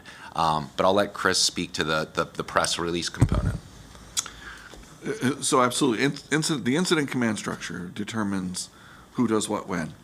And in terms of messaging, we certainly have the other language resources through our Language Assistance Services Unit. We have a Spanish public information officer, and we have other staff primarily who speak Spanish, but there are a few other languages in our office, certainly in that LASU unit. It's a matter of determining what we say in other languages when, and all of our community messages, all of them, certainly a summative message at the end of a crisis, immediately, what's happening later this evening, what's happening the next day, is done in all of our languages. Those folks work for us 24/7 so that we can do it that way. Can I just add? Ms. Fisher, turn your light on. Absolutely. We have discussed, 25 times in the last, since the BCC incident, how communication goes out and who is actually receiving the information. And part of it isn't that we aren't sending it in Spanish and other languages, it's that it's not being received. And so part of what we're investigating is why is it not being received? Whether people are texting stop on their text messages because they're getting, lots of messages from Montgomery County Public Schools. If they stop the messaging, it stops. We cannot re-engage them. They have to re-engage it themselves. Or they actually haven't signed up for the messaging. And so we are in the process of trying to figure that out. And we do hear often that people they didn't get the message, And the message is being sent, and it is being sent in those languages, but it isn't being received. So we're doing some things, both surveying other districts who have very diverse populations, large school districts across the country. How's this going for you? And how is it that your messages are being received or not being received? And what is the software that you're using? I think at one point you mentioned WhatsApp. We cannot use that here at Montgomery County Public Schools, so we have to find some alternatives. So we're looking at it, we're working at it. And every emergency situation, no matter what it is, brings us more knowledge. I keep telling the story of me watching the large hurricane that was in Florida a few months ago. And I was very much keyed in on the fact that the Weather Service kept saying, no hurricane is the same. We cannot predict with absolute accuracy where it's going to hit or the amount of damage that it's going to do or what type of damage will happen. That is true of every incident in our schools as well. But we do learn each time and try to make improvements across the board, and that's what we're doing now. So, thank you. Last thing. Thank you, Ms. Fisher. I didn't know that we could not use WhatsApp, so that's new to me, and I really would like to talk about the next time, because that is a way that many parents communicate, especially a large portion of our immigrant parents, not just Latinos, but that's a way that many nonprofits, including our own local government, finally got on the train to communicate with the community. So let's get on board. And the other thing I'm going to say is that you're right. It might be going out and it's about access, right? So when you have the media there, the boots on the ground, when the media is there, and especially when the Latino media is there or other kind of media, and you have the staff, it's really important to send a message, whatever message you were sending through any other kinds of communications, on boots on the ground. But when you don't do that, it's even harder, because then I'm just going to tell you, it opens up, things that are not true start going around the community. The fear sets in. They don't want to tell us what's going on, right? The perception is different than when you have clarity. As somebody who has done communications and marketing for many years, it's about a two-way, but clarity. Mm-hmm. And sometimes when there's silence, then it's not good. So when you're there and you have staff, please use them to communicate with the media, and especially if you already have things that you know that what they're going to say. Of course, when it's a criminal thing or whatever, that's things you cannot say, and you can say that. There's things that we cannot say. But any kind of communication, wherever minimum it can be, is always looked upon, especially with communities who already have a trust issue with agencies, as something positive. I hope we don't have another crisis to figure out if it's actually working correctly. But what I will say that I appreciate is what I did hear that's has been updated is within 20 minutes communication will go out. That is huge, and I think that we will get a lot of feedback and response from our community. I don't want to say want something.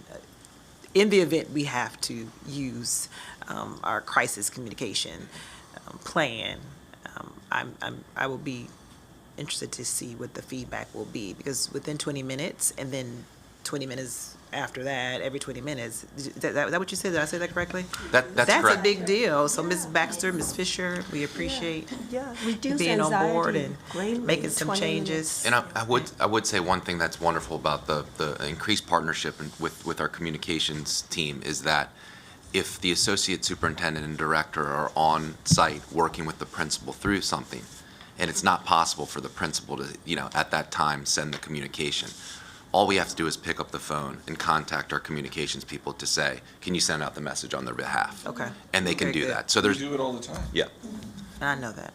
yeah. Right. Now our viewers know that. Because there are a million watching. But anyway. That is right. Thank you for saying that. I appreciate that. But, so thank you, Dr. Moran, for your update. I know our community was really anxious to hear what our crisis communication plan would look like. And I know at another point in time, we will come to the full board to share that information, because not everyone is present. But thank you for that update, and for everyone who's taken the time to work on it, right? And so what we are saying is that we will always continuously strive to improve and to do more and to be better. But for right now, this is definitely an improvement and a step in the right direction. And Ms. Rivera-Oven, I heard you very clearly. We want to make certain that it goes out in every language so that every family has that information and knows how to respond or be prepared, right? Okay. Your light's not on. Your light's not on. Your light's not on. So now the real heroes and rock stars Yes. are folks from our school base. Yes, Can I'm we bring them up? excited. You've waited so patiently. I really, I really know. appreciate you. So we're going to Dr. step Ray, away, thank and I'm you. going to bring up Mr. Damon Monteleone, Associate Superintendent from the Ms. Office of Fisher, thank you, Dr. School Kim. Well-being, School Support and Well-being, who will talk about the work of his office, and then the folks from both Blair High School and Beverly Farms will introduce themselves and talk about some important work that they've done. Absolutely. And I'll say a little bit. We also heard from our students around mental health at the September 28th meeting, and just wanted to hear from a variety of our school-based staff about what they're doing, how they're engaging their community, and that is inclusive of the teachers and the students and the parents. But just thank you for coming today to share the work and to hear from the people actually doing the work, right? So with that, I'll turn it over to you.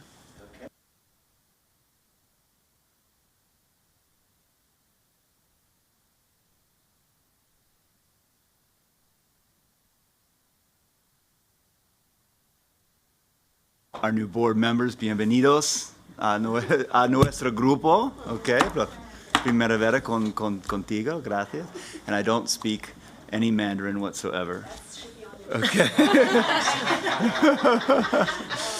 But I'll prep and make sure I can at least welcome next time. So I'm here just to briefly provide you with an overview of some of the modifications we've made to engage our stakeholders around well-being, student services, resources, supports with many of the new items and elements that we have in our school buildings today. We heard throughout last school year, specifically from our students, about the need to have this information present and available for them and easy to access. We also heard from our parent communities about the need to get into the community and speak with parents about topics that are important to them and focused on their concerns. So I'm just going to briefly highlight some of the things that we put into place, and Ms. Evans did reference that September 8th board meeting, and we will be coming back to a board table near you on January 12th to follow up with the details from that meeting. But I'll just go over some of the highlights here. So last spring, in May, I believe, we were at Seneca Valley High School with a new initiative called Your Story Matters.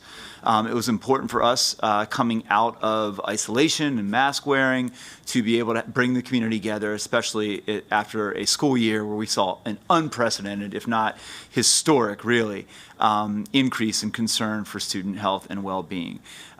So we, beyond implementing a number of things within the school improvement process from last spring to this summer, we heard from our parents there and committed to doing these really semi-annually. So we just had our second Your Story Matters event at Richard Montgomery High School. And this was a little bit more of a specified event focusing on our communities of color. And the theme was destigmatizing mental health and well-being in communities of color. We specifically focused in on our Black, African American, Latino, and Asian American populations, and had panels and affinity groups and then breakout sessions by topic afterwards. And we received some good feedback around that. We heard from our students, and so they said, well, you send emails to our parents and they get the things you need to know and they get text messages, but we don't have direct communication. So we began this year out of the Office of School Support and Wellbeing a quarterly student newsletter. The second of which just went out maybe a week and a half ago. In this newsletter, we provide updates for students that are meaningful and relevant to them. The first one was really an overview that went out in September, I believe. Maybe it was beginning of October. I have to check the date, but in the middle of first marking period. Really with an overview of who your central service support staff are, how these services are manifested in schools, how you can access them, and really just kind of a litany of resources there. And then in that first newsletter, we provided a link soliciting feedback from students or a desire who would like to be part of a student advisory group, right? So we got 40-some students. We have a meeting with the students who are presented interest. I believe it's this week. I'd have to check my calendar. I believe it is this week. And then we'll begin to meet with those students on a monthly basis to provide a sounding board for how we can connect with students more deeply and in ways that are meaningful to them, right? So we continue to explore whether it's new apps, really having two teenagers at home. I think if we don't get it onto their phones, then sometimes we might not be able to communicate directly. So we're looking at some innovative ideas there. We leveraged into the school, every single school website has a banner, and the system put all the COVID and health information during the COVID pandemic at the top of the webpage. And since this was a highly trafficked area, we worked with communications. And so now on every single school's website, if you go to their school website, at the top at that banner, you will see all of the well-being resources linked in. Chris Cram and the communications team worked with us towards the end of last year to ensure that all of the information around wellness was in a one-stop shop place on the website. And then on that one-stop shop, parents can click on individual schools that will take them individually to their a resource window that shows what resources are specifically available at their schools. We provided our principals with an updated well-being resource message at the beginning of the year, just kind of level setting all the new things that we had done, all the resources in place, and how they could utilize them. We continued through our family engagement office to work through the summer pop-up shops. We've been leveraging and enhancing our parent academies and increasing the number of them and the focus of those. And I was hearing about the parent communications. One of the hot topics there is getting folks, specifically people who do not speak English as a native language, to access Parent View and providing that shoulder-to-shoulder support. And then clearly we continue to use the Things to Know platform on a quarterly basis to share out this information. So some of the feedback that we just had from our most recent Your Story Matters event was that this is great.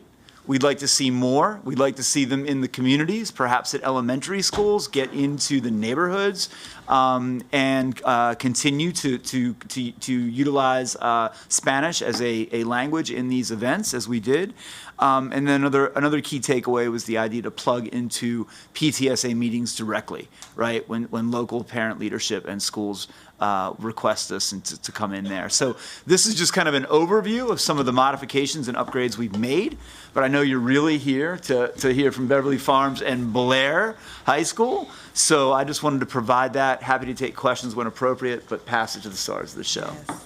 I was going to say, Mr. Martial, excuse me, I am so sorry. Extreme apologies. I should have had you all introduce yourself in the very beginning. Okay. So can we take that moment to do that before you all speak? Sure. I want everybody to know who you are.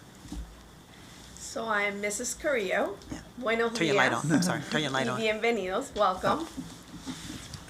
So I'm from Montgomery Blair High School. I'm one of the assistant principals, and I'm here with my colleague. Hi, I'm Lakita Soriano. I'm the resource counselor at Montgomery Blair High School. Hi, I'm Robin Cooper. I'm the school counselor at Beverly Farms Elementary. Good morning. I'm Laura Swiderski. I'm the principal at Beverly Farms Elementary School. Nice to see you.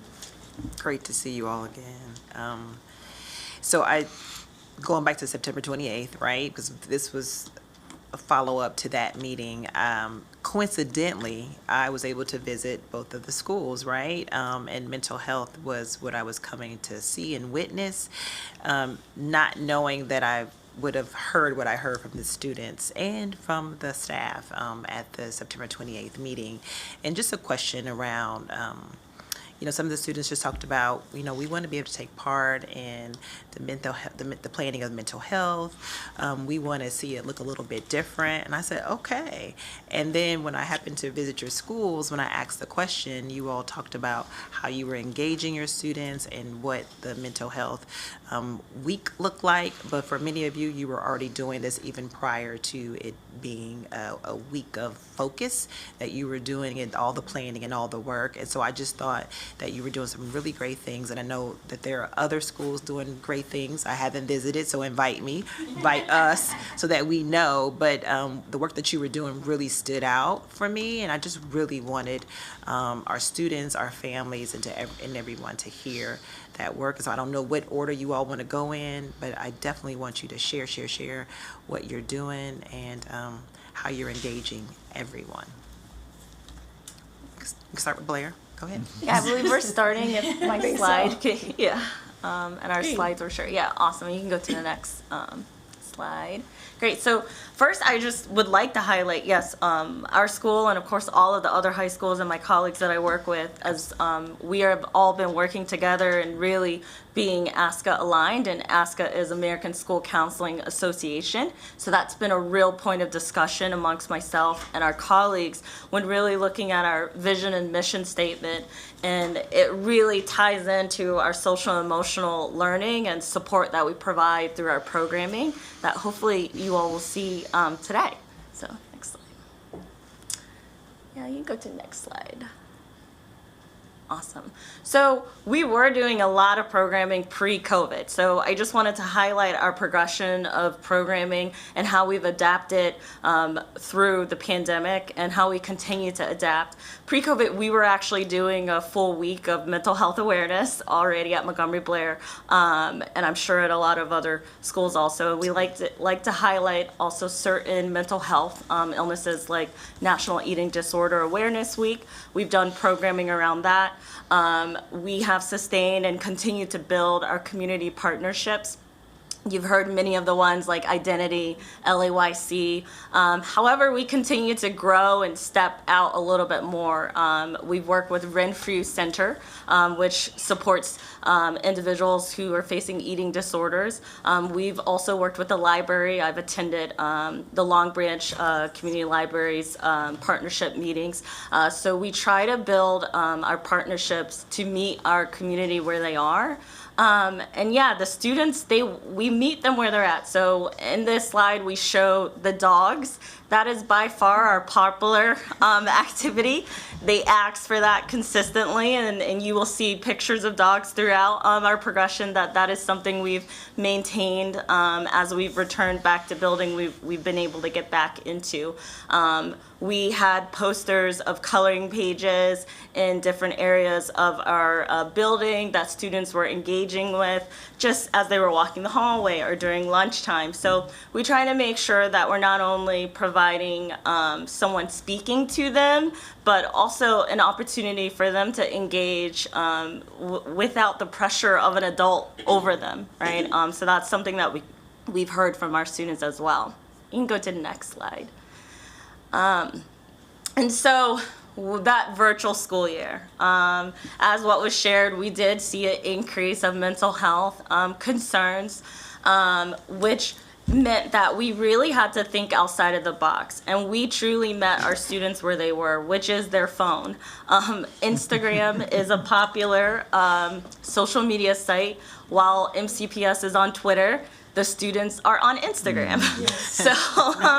So we have a very well curated social media page for Montgomery Blair, and we've actually connected with a lot of other high schools that are popping up on Instagram as well to build that community and for our students to see and access a lot of what's going on. And they're there. They might not follow us, but they are there checking out what we're posting. And through that virtual year, we held a lot of virtual activities like game days where we did Jeopardy. That was a popular game for them to attend via Zoom.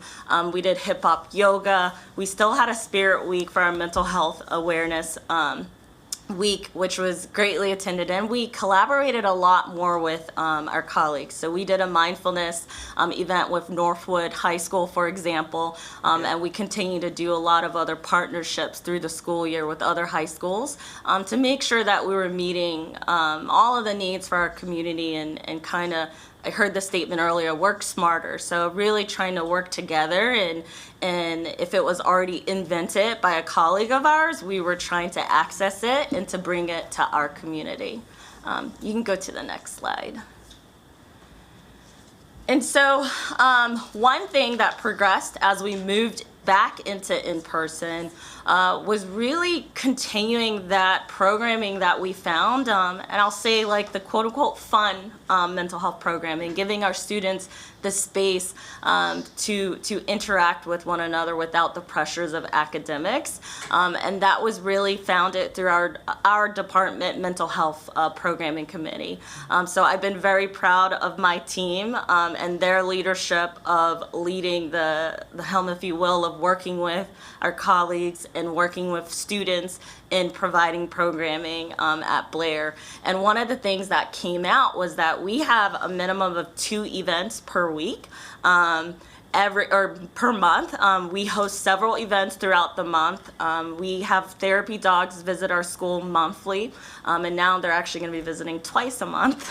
So that was a great addition of increase for us. And we do have our mental health awareness week that you were able to attend, which was great. And we'll be hosting another week in May, so I invite you both as well if you would want to attend. And we will continue to have our National Eating Disorder Awareness Week, as our data, at least at our school, has shown that has increased for some of our students. So we really have put our energy in bringing awareness around around eating disorders and around supports that are within the community around eating disorders, and to break that stigma. And we actually will be hosting a neurodiversity week as well of activities. And that was really from our student feedback. So we're really about our students advocating for their voices to be heard. And Ms. Yang, I believe you might have been reached out by our team, and if you haven't, you will be, because we are doing a lesson for social emotional learning for our Asian American students that is around the model minority myth, and really trying to bring awareness and break the stigma for our Asian American students around receiving mental health support. So we continue to listen to our students. That's the biggest key, is listening to them and really allowing them to lead us in this programming. And what you see in this picture is a choice board, and that is a wellness day that was really thought of from one of my esteemed colleagues, a teacher, and along with student feedback. And we provided various activities, and it wasn't just the school counseling department. It was a real true team effort at Montgomery Blair of providing these opportunities for our students, for them to engage after a stressful day like the SAT. So we've done this after our SAT day, and we did it this school year after the PSAT day, and we'll continue to plan that around days that we know are quite stressful for some of our students to provide that programming. All right, next slide. And again, just a highlight of what we continue to do, and that we really are trying to meet our students where they are. Some of their feedback, which you'll hear from Ms. Carrillo shared later, we host a karaoke. We're going to be doing a spoken word. That was some of the communication that was given to us recently from students.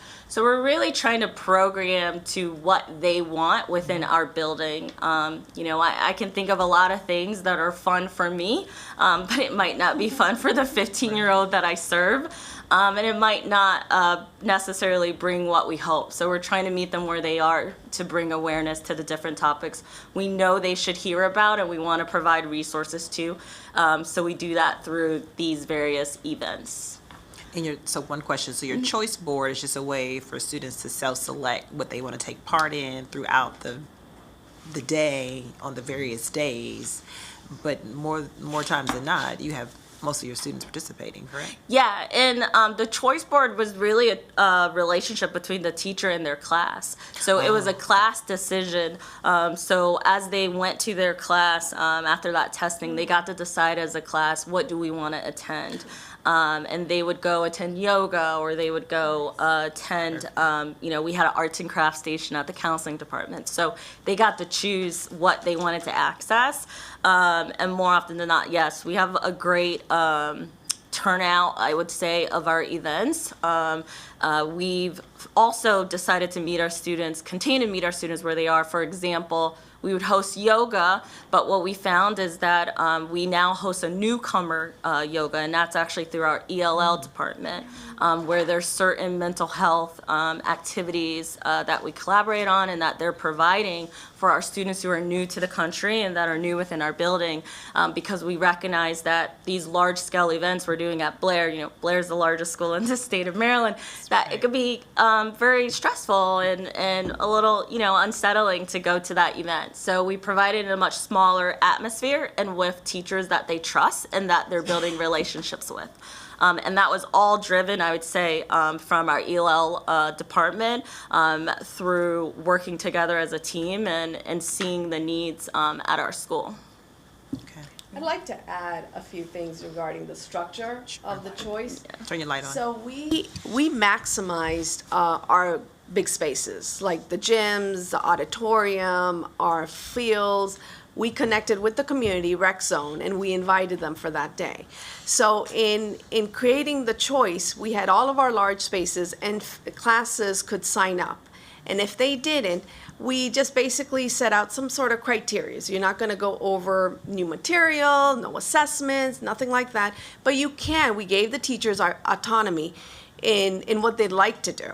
Because the whole purpose was to increase that engagement, increase motivation, increase just feeling connected back again to school, and also establishing those relationships with the teachers as well. So in order to make it successful, we provided them the choice. So inside, it was great. Going into the classrooms, I was able to see all sorts of things. And you'll see a video. You'll see all different things where there are classrooms that are creating shelves for their dodecahedrons that they created in class. There was battle of the English departments. Teachers said, we're going to battle the English classes with a game of taboo, just things that were so out of the ordinary, something different, and they learned pretty much different skills. So that's a little bit about the structure and how it came out. So there was some wellness for everyone. There was a wellness as a as whole well as school. the students. Very good. So the next slide basically just explains a little bit of our approach. I don't know if you want to go over the physical before we go over the... Yeah, and so with our physical and mental health wellness week that you were able to stop by, we did offer for the first time this school year a wellness fair. And so we hope to continue that in the future. And I know a few other schools that actually host wellness fairs within their building. And so we had over 15 community organizations in attendance. We had a great turnout from our students, and we continue to build our relationships, like I said, with the community. Where we had Miss Ricky Fairley actually speak with us again. She's spoken previously, really bringing advocacy around breast cancer awareness, but specifically to our Black and Brown community to bridge that knowledge when it comes to the physical health. And then, like I said, we had our lunch karaoke, and we had a lot of other opportunities like creative improv, and that's what Ms. Carrillo will be able to highlight. That was hosted by a teacher and by a class. It was actually hosted by the theater class in engaging other students and other classes that were interested. Yeah, you can go to the next slide. Okay. I did want to highlight yeah. Miss Fairley. Her mother is a retired MCPS principal, Miss Wilma Holmes, and I hope I don't get this wrong, was it Flower Valley or Flower Hill Elementary School that she was the principal at, which it was in Olney. So I just wanted to acknowledge Miss Holmes as well, her mother. So as we're thinking about a lot of our discussions that we've had to reimagine a lot. And we noticed that there was an increase of our social, emotional, mental health of our students, that they have come up to our leadership and have proposed we need wellness activities because this is a need. But it's not only for the students. We've also received feedback from our teachers. You know, what can we do different? How can you build those relationships? For the teachers, it was more like they're always just on their phones. We need to be able to do something to get them away from their phones and engage with us in a very meaningful way. And so now our approach has been whole school programming. So collaboration has actually been the key. We have collaborated with our SGA committee. We have created our wellness committee that consists of students, staff, administrators that are involved. So taking in that feedback, Ms. Hannock, she's one of our English teachers, she was able to propose, let's do something with wellness. we all just ran with it. The leadership team, we included teachers, students, of how do we create a whole program for the school. We figured the best day that we would attempt to test something like this out would be on an SAT day. After a 4-hour test, it would be great to have the last half, and the next following day was a half day. So we took advantage of not doing a 2-hour segment of wellness, but given a lot of thought and organization to actually include the next half day. Of course, we have a robust counseling program, as you've heard from Ms. Soriano. Yeah, and I just would want to highlight that whole school approach again, that we still do activities like Fine Arts Friday, which is through our Fine Arts department. We have movies in our auditorium. We do media center, puzzle, and our athletics department does host soccer tournaments, and that is a great way to find a lot of our students in that soccer lunch tournament at lunch, and they've asked for flag football, so I think that's going to be launching in the spring. And our school counseling advisory committee, which again, going back to being ASCA aligned, is a big part of our department of making sure that as a department, we're listening to our stakeholders. So we have teachers, parents, and students that are a part of this committee that I meet with within the school year. And I really do take their feedback and take that data to determine what can we do and improve upon in our programming, and how can we ensure that our students and families are getting access to the mental health supports that they need. You can go to the next slide. So this is actually a video that would just highlight everything that we've put in place. And this is not just this year or the previous year. This is a progression of the work that we've done with our mental health. In terms of just going back to soccer tournaments, this was brought up by the students. How come we don't have something that kind of belongs to us? This was actually approached by came forward by our Latinx population. They were wanting to feel some sort of connectedness to the school. And this was brought up. It has been a hit. It's been there for the past 5 years. It started off just to include this community of ours that we have, because they wanted to feel belong to the school. And so when we started with this, now I can say that this soccer tournament has evolved. It includes teams, diversity in teams. It's incredible of how it's come to be. And this is actually all initiated by them, and we supported them. The great thing about our principal, Johnson, is that we come up with an idea, she'll say plan for it, she approves it really instantly, especially if it's coming from our student needs. So you'll see a lot of what happens inside the classroom during our wellness. You'll see the therapy dogs. You'll see what happens in improv. So it's a great feel. You can play the video.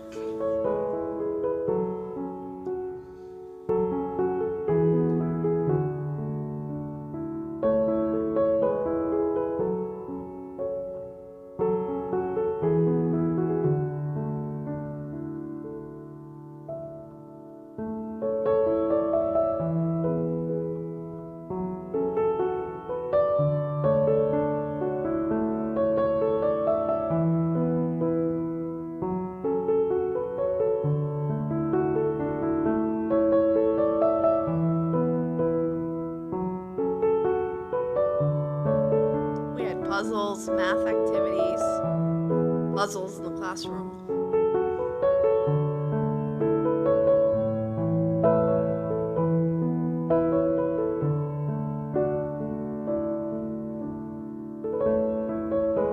Shells.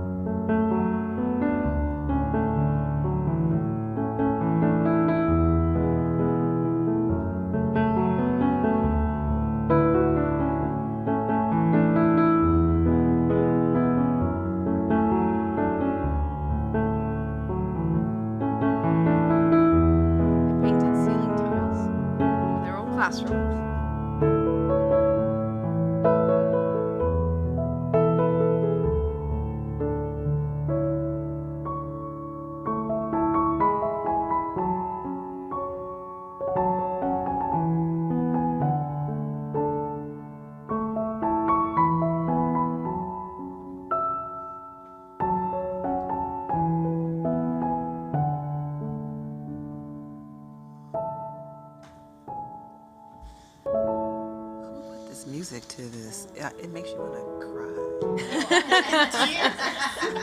You know how I am. Just like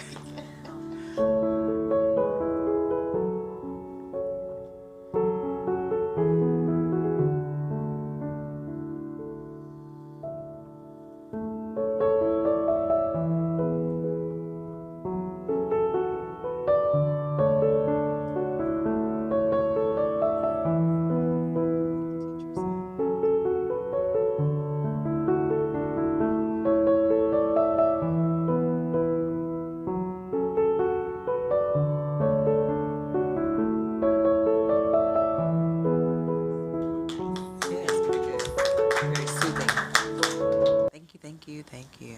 All right. So it was just, the feedback was incredible from all our key stakeholders, teachers, students, administration. We were just impressed. And we'd like to continue. They only did not learn, the content area, which we're a school. We're supposed to provide all the support, the social, emotional needs, as well as the academics, and we should not forget that. Okay. And again, bringing up to Ms. Rivera's point, it's all about access and opportunity. If we provide opportunity and access to our students, then they'll take it in. Okay. So thank you. I think my colleagues have questions for you. We'll start with Ms. Yang. Yes, thank you, Ms. Soriano and Ms. Carrier. Did I get your name right? Carrillo, yes, Carrier. you did. Thank Okay, you. thank you. Wonderful. The feeling I got after your presentation is that it's very student-centered, and that's what we want. We have put in a lot of resources in the last year. So this year is all about implementation and how students find out what's available for them. So my question to Mr. Montileo will be, from this presentation, I get to see they have done such great programming. How are we doing this at scale? How are we making sure this is happening across all our 210 schools? How we make sure a website that's so appealing, inviting, lots of pictures that draws you in, make you feel like, okay, I can participate.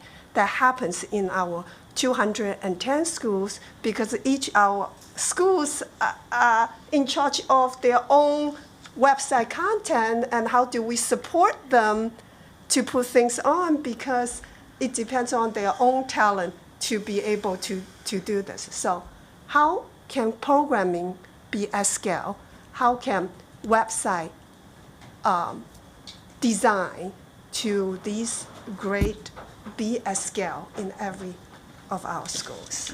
So I see You're like, coming up the table.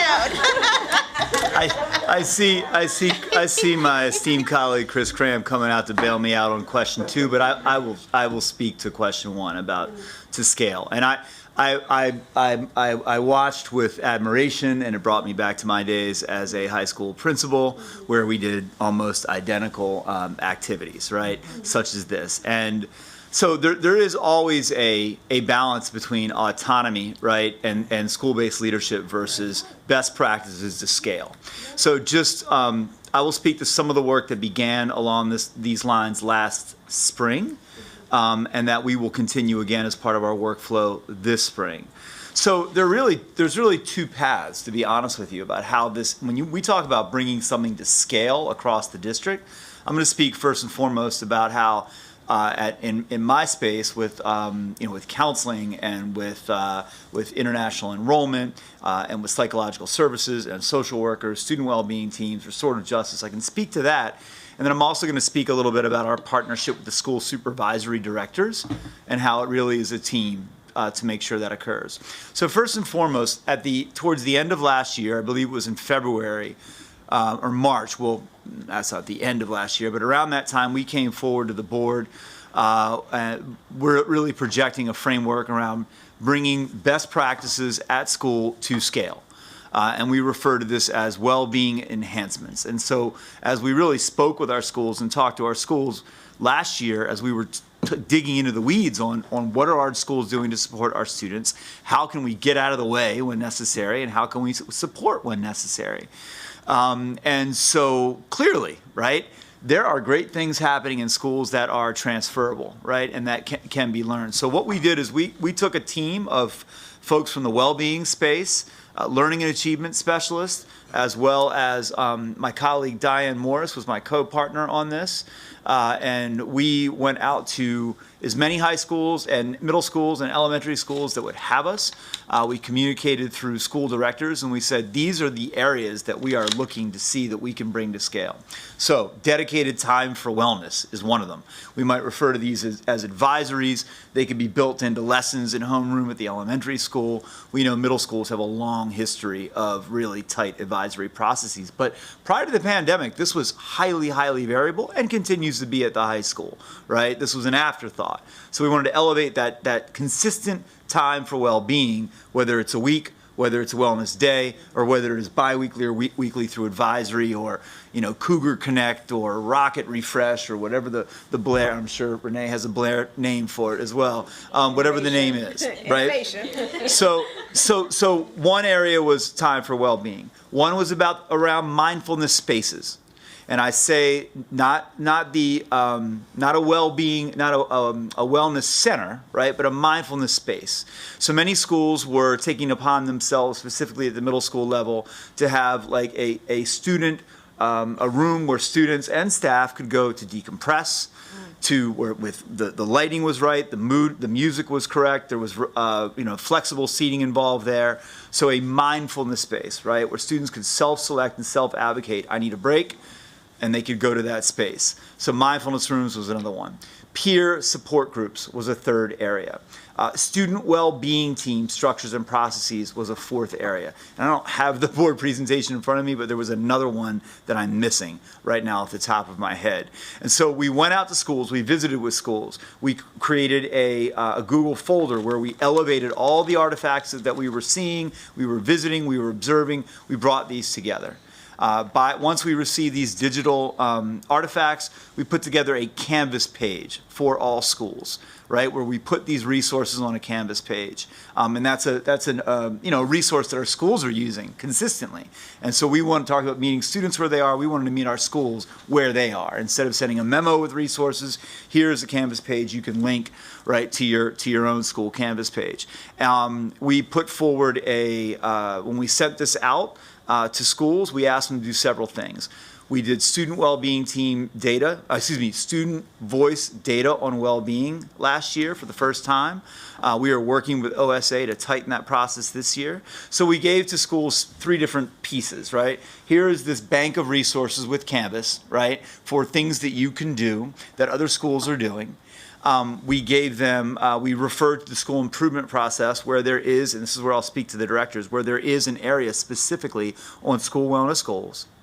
And we provided each school through Synergy a report where they could look at their student well-being data disaggregated by student group. And we asked schools, similar to how they take academic data, take the student voice data, think about what you're currently doing in your best practices, identify your student well-being goals, right, on this data and the data you're using in your own setting. Here's some resources to get you started. Incidentally, we provided a screencast and a voiceover for how to find all the materials on that page. I visited the resource counselor, secondary resource counselor meetings to share that resource. And so to elevate well-being as a key component of school improvement alongside literacy and math. But this was just a first step. And so as I continue in my role, I have a lens, right, on this type of work where we mine, where we lift up these best practices, bring them to the district, provide an easily accessible resource hub for schools to be able to access these. But the key part of this is our collaboration with the school supervisory directors and associates. Historically, school supervisory directors and associates have visited schools primarily through an academic and achievement lens, as they should.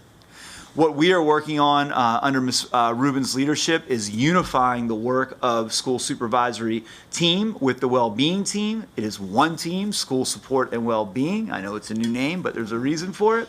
And so we are partnering on school visit framework as we speak. So more so this year than ever, the directors that work in my space are linked at the hip. They sit in the same SIP meetings as the directors. We are aware of the focus that our school supervisory directors are taking when they visit, and our folks are going with them to this end. In fact, my colleague Peter Moran mentioned to me as I walked in here, he said, man, Steve Neff, Director of People Personnel Services, was with me at a school improvement meeting this morning. It was a great resource. This is a great practice. So, this isn't an easy answer, right, in the largest school district and 15th largest in the nation. But we see this two ways. Let's see what schools are doing and provide to scale, but then let's align our practices coherently at central service. So when we enter the schoolhouse to support schools with well-being, it's not something that's coming in from some other channel, and then the academic work is here. But I think, as Ms. Carrillo mentioned, the well-being and the instruction and the academics are linked. You cannot have one without the other. So I know I said a lot, but there's really two pillars to this work, and we did take concrete steps spring of last year. I do want to also add to what you're saying in terms of how the schools get this information. And you get this information through the school improvement plan. So when we're talking about the school improvement plan to our leaders, to our leadership team, as well as to our staff, we make sure that we create our own action plans. So it does come down in terms of the well-being team. We meet weekly. So we're just discussing our students, their state of mind, and what we can do. So in terms of what we're doing, what we're seeing, the work being done centralized, and how it plays out at the school, it's really through our school improvement plan. Thank you. When we don't set goals, we don't get it done, so I'm glad to hear that it's have goal set and actionable items. Yes. Yeah, I was just going to highlight the data piece as well, that having the data centralized is beneficial for the schools. I was able to pull that data that he's speaking of to look at our well-being, to really view what our students provided to lead our work as we worked over the summer as a team. I will say, again, I'm just going to keep highlighting being ASCA aligned as a counseling department, but we also provide a programs needs assessment to our students and parents directly from Blair of what are we doing at Blair locally? This is what we've done. Give us your thoughts and your feedback. And that's been beneficial as well to really take in and utilize those summer days as a school counseling team beneficially as we prepare for the next school year. Well, if I could, one thing, and I know that there's great feedback that we've got from schools on the data set that was provided. And that's why we are working with OSA really to do this in a way that is so when we're looking at equity and accountability data and we're looking at that literacy data, we're talking about evidence of learning. I will speak for myself, have an interest in ensuring that evidence of learning data also has well-being data as a part of a district framework, right? So this is the type of work that we're talking about. And it's nice to hear that you all took something that clearly was a first step. But I think the other case is this. There are many schools that didn't need us to say, here's some data about how your students are doing. They ask their students consistently, right? And so I think for our end, it's not to replace what schools are doing, but we know that the school system has an interest in seeing what this student voice data around mental health looks like across the board so that we can disaggregate by level in school and allocate resources. But we also want to make sure that we're decreasing variability so that while we may have 175 schools that take it upon themselves to do it on their own, we want to make sure the rest also have a data set because the expectation is that you use that to inform your school improvement process. Very good. Ms. Rivera. Thank you. You actually answer. Can we let Mr. Cram answer the website sorry. question first? We didn't know he was going to answer the question. Absolutely. But I'll make it very quick, and I know we need to get to our other school story as well. There's a deep interest in the website. Maybe, Ms. Evans, we should come back at another time and explore that. But let me say, to your point, there is no effort to restrict at all the ability for school website, we call them web curators, webmasters, there are nearly 1,800 of them, to utilize any tool that they want to make these as interesting and as engaging as possible. You are going to hear me talk about templates because we need that in order to be able to support such a large website at scale. But there's so much ability within that. And my 3 web producers, that's what they do every day. They work as supports to all of those school-based and office-based webmasters to take care of whatever they want. Nice. Mm-hmm. Thank you. Ms. Rivera-Evans? Thank you. And I know we're short on time, so very quickly, I'm not going to ask the same questions, but thank you for that. I was just curious, Mr. Leone, how many schools took you on, and you can send this to us later if you want, like how many of the high schools, the middle schools, the elementary schools took you on this great offer. I just want to say thank you to Ms. Soriano, Ms. Carrillo, that equity doesn't equal inclusivity. And when we do these kind of activities, inclusivity has to be part of the whole picture. So I really appreciate that you guys went that extra mile to ensure that what you were doing was with an inclusion lens. Because we talk about equity so much, right? We throw that around, equity this, equity that, but does it really need inclusion? And when it comes to wellness, especially mental health wellness, inclusion has to be a must ingredient. So I really want to thank you for doing that. It brought me to tears because our young people are not okay. And even our staff, they're not okay after I don't care who you are in this world, the pandemic has left an imprint in each one of us. And so we need to ensure that in order to be able to learn fully, right, that we are okay, that our students are okay, that our support staff is okay. So that inclusion of everybody in that building, it is vital to ensuring that our students are going to be okay. So I'm looking forward to May. Is it that we're going with? Is it May? They're going yeah, to let us know. that we're going. If you'll have us. But I just want to say, thank you so much. And I just, I don't know how many kids there are total at Blair High School. 3,200. So I know it's one of our largest high schools, right? The Seneca Valley? No. Behind. Enrolled. Okay. So I'm in an area where Seneca Valley is part of my district, right? So I look at this because the diversity of the population in those schools is immense.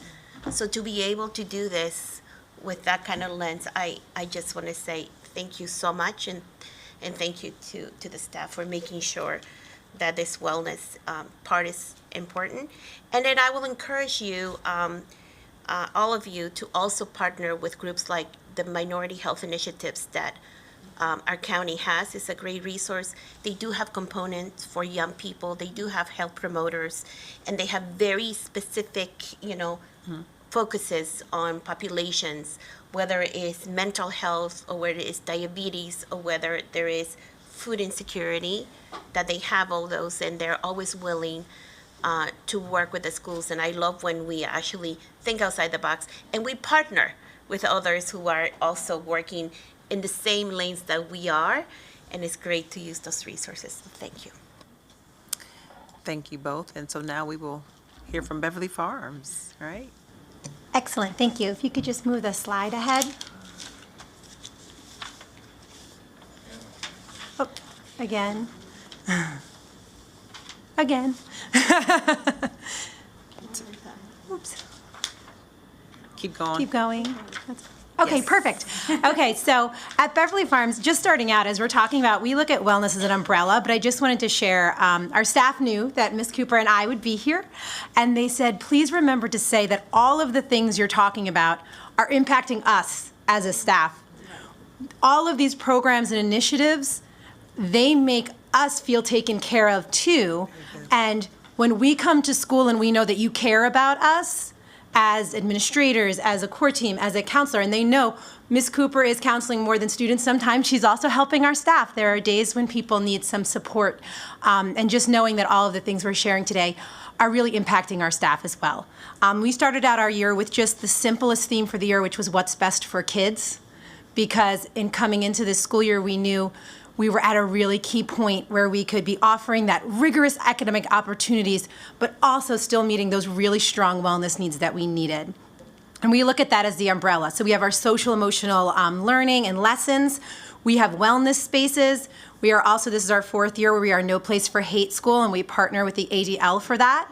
And we also really focused on the restorative justice practices this year, because we are at elementary school and we're really looking at that building block, where that's starting, that foundation.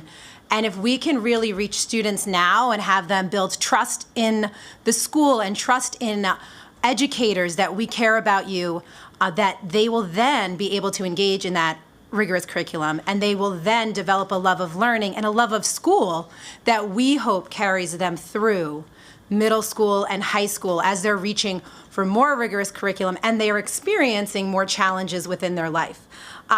Ms. Cooper, our counselor, she leads a lot of this work with the administration and with the core team, and I'm going to have her start just by sharing. She's alone. We have about 579 students, and Ms. Cooper is our only counselor. And she leads the majority. I can go to Ms. Cooper and I say, hey, I've got an idea. And she says, let's do it. And she runs with it. So I'm going to let her share on the next slide kind of the plethora of different initiatives and activities she kind of leads us to. Thank you.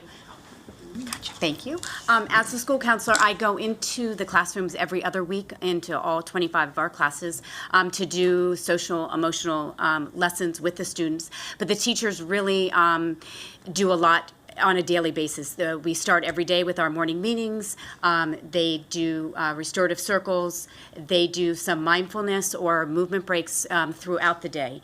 And then in my lessons, I do them as well.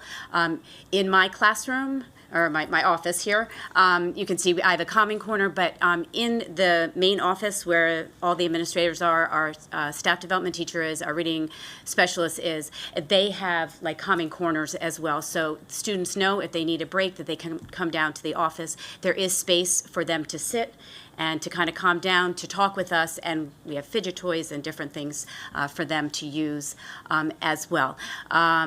I do lunch bunches with students on a daily basis, and the administration does them as well, just to really get to know our kids. If students are having some issues with friends, it's a great way to meet and to be able to talk with each other.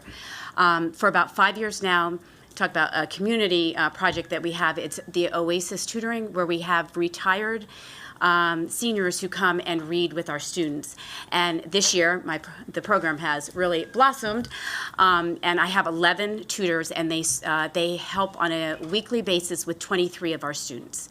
So it's wonderful one-on-one time to help with reading for depending on the age of the student, but anywhere between 30 minutes to an hour each week, which is great. We also have with our staff is an Each One Reach One program, where a number of our students would do a check-in and check-out with a staff member. Again, making those connections. We're really focusing on building relationships this year with our students and making our students feel safe in the school building and to know that they have a trusted adult. So it may be a former teacher that they had. So I have some 4th graders who are checking in with their 3rd grade teachers. I have a 4th grader who really connected with his 1st grade teacher years ago. So he checks in every morning with her and every afternoon. Our specialists also are used with this program. Ms. Fedorsky on Friday mornings has a weekly game show. She plays a theme song, and the kids or the teacher have to guess what the song is. The third caller, the teacher gets 30 minutes of extra planning, and the kids get 30 minutes of extra recess time. So again, it's that wellness, getting the kids outside and getting them moving. And we have spirit days at least once a month.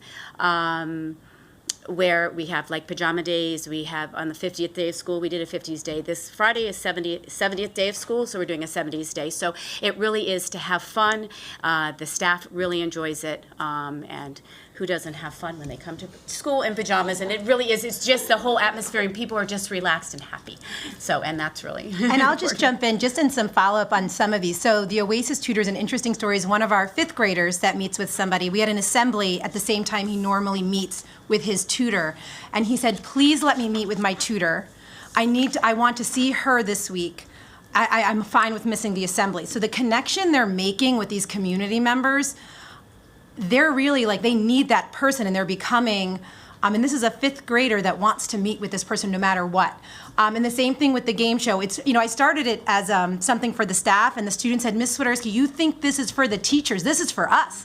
We are excited, we want to win, and they're so excited and engaged with it.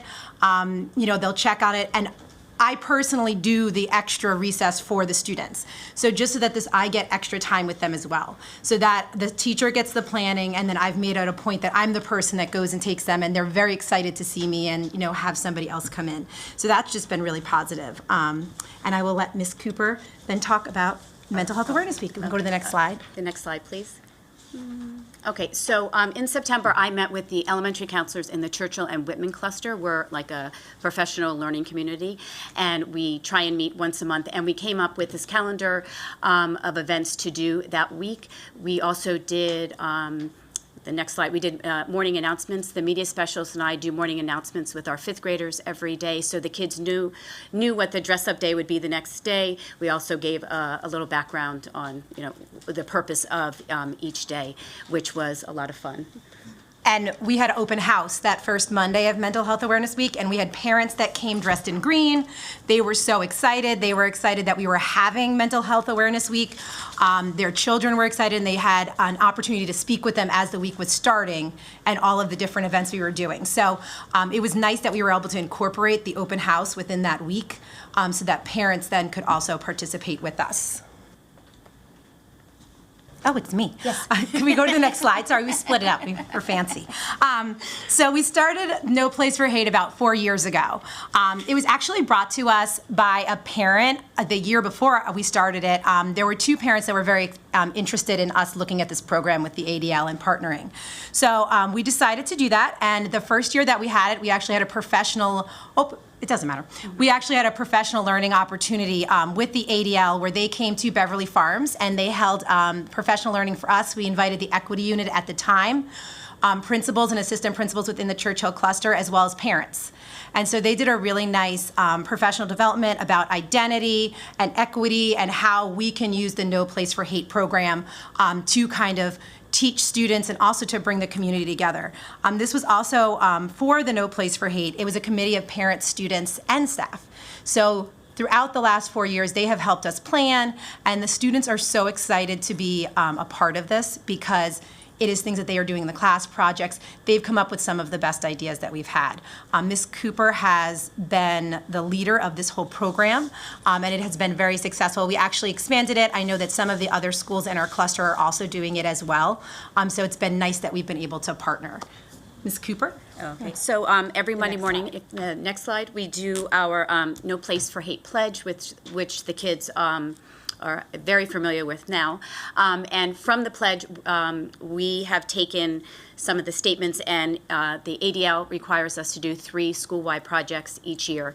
So if you go to the next slide, we really have focused on respect and tolerance and diversity. And I do this through my classroom guidance lessons and then also with the teachers. So the next slide, please. You can see one of the things we did one year was a tree of respect. We did a lesson on respect, and each child in the whole school made a handprint writing down how they could show respect, and we made this tree in our front hallway. We also talked about celebrating diversity, and they did the flowers.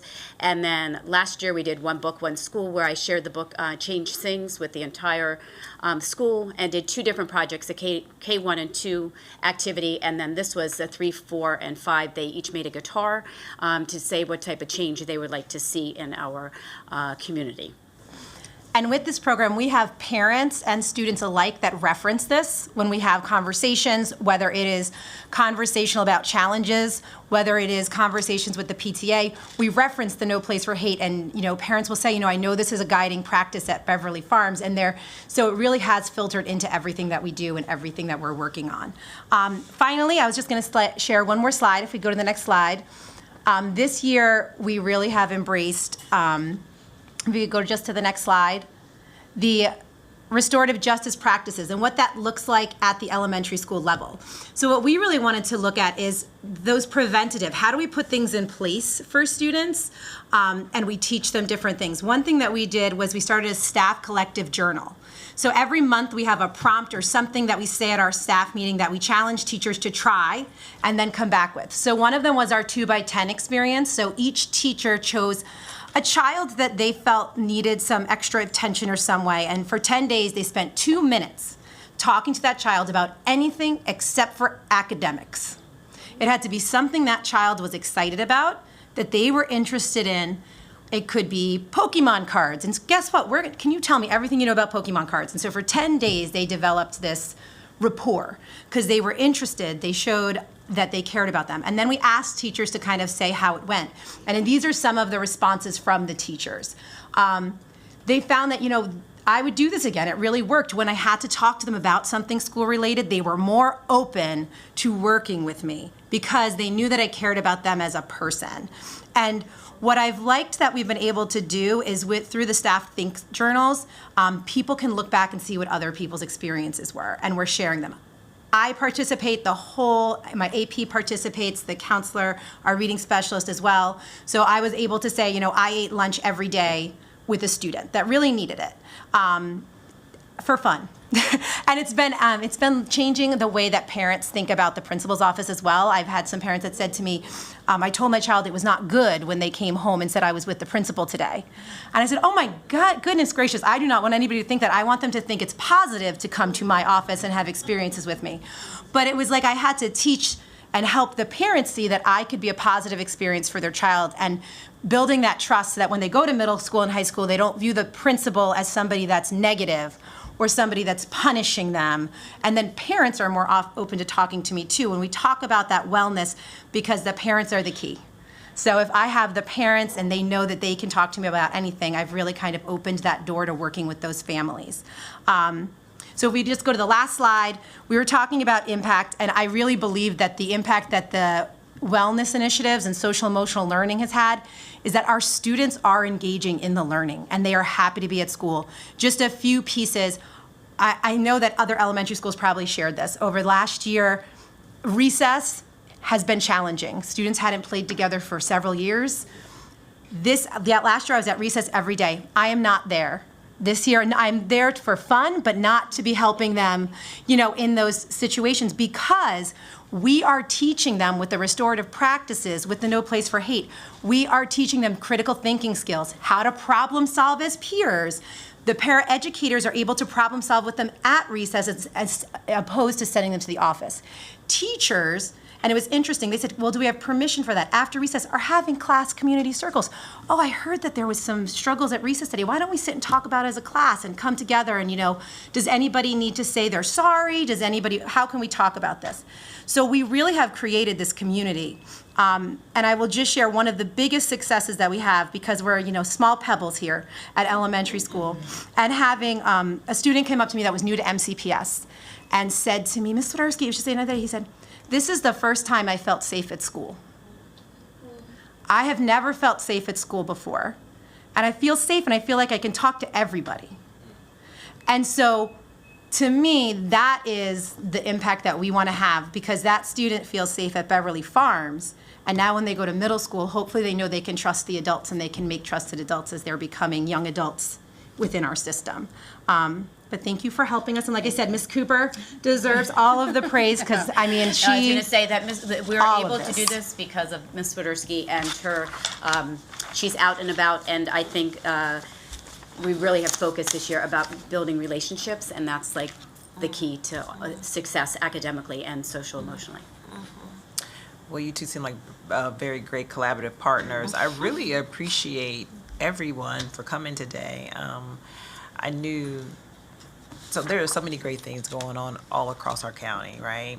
So the whole point wasn't to say you all are doing it better than everybody else, but it was to give our families, our community, a glimpse at what is happening in MCPS and how Mr. Monteleone, I'm trying to give you a title that that's respect, right? Mr. Monteleone has touched on how we're trying to infuse well-being, or how well-being is being infused into our school improvement plan. I don't know that people think that there's a lot of intention, right? But from this, I hope people were able to take away that you all are sitting together on a monthly basis, and even more often than that, school improvement is monthly, that's what I'm talking about, but trying to really plan for our students, and their mental health is important, as well as the academics. But this was really, really good. It was a great glimpse. And I do want to be able to ensure that everyone has autonomy to do what they need to do. But like you said, there's a focus of what people should be looking at, what our staff should be looking at, to ensure that we're making it happen for all of our students. So we are well over our time, but I think that there was no other day than today that it was perfect to go over. I'm sorry that I've kept you away from your school like almost the whole entire day, but your message was really great, and I think it was important. Our community needed to hear it, as well as all of the presentations prior to this. But I just want to say thank you, and I know my colleagues have questions or comments, but just wanted to say thank you. Glad that I was able to come out, and it happened right after the meeting, and I thought that it really went well with being able to come back and to respond to the community and communicate to them clearly and concisely about what's happening. So anyway, thank you. And I will go to Ms. Rivera-Oven for your questions or comments. Just quickly, I was really taken back by a couple of things. The fact that you were so receptive to the ADL idea from parents, I think that is so important to see parents as part of the whole child approach, and that's how we should see it, and others as well. And then the whole restorative justice. That connection that you get with that child, and how you build that throughout their being, our kids through grade 12, and putting those roots early on, that I see you're not invisible to me, especially now with everything, especially our kids who, some of, our kindergarten started online, right? And they just didn't have that socialization that we expect kids to come with. And not every child, was able to have or be privy to those skills at home. And also just keeping in mind, right, all those inequities that exist with other things is so important. So I just want to say thank you for doing that. And I guess my question is, with restorative justice, how are we doing across MCPS at this level, right, at the elementary school level? As somebody who worked with young folks, that is so important when we teach them young, those skills you build on. Because if we want to start that in high school, it's a little bit harder and more difficult. So, Ms. Cooper, thank you. I'm amazed. And our assistant principal also is really taking a big step in kind of spearheading this year. Again, it's just also getting the students to just sit, face, talk to each other, and also to really listen and hear what the other person is saying, and hearing how the other person is feeling. Again, those kids building those relationships as well. Yeah, no, I really just want to say thank you. And I know you represent many other counselors across our wonderful elementary counselors. And I had a wonderful counselor in middle school who really made an impact on how I looked and value myself as a student, as an ESOL learner, right? So those connections are with you long term. So thank you for that. And the last thing, for a second, I forgot to say that before, that Instagram and WhatsApp is where it's at. Well, we do have Instagram.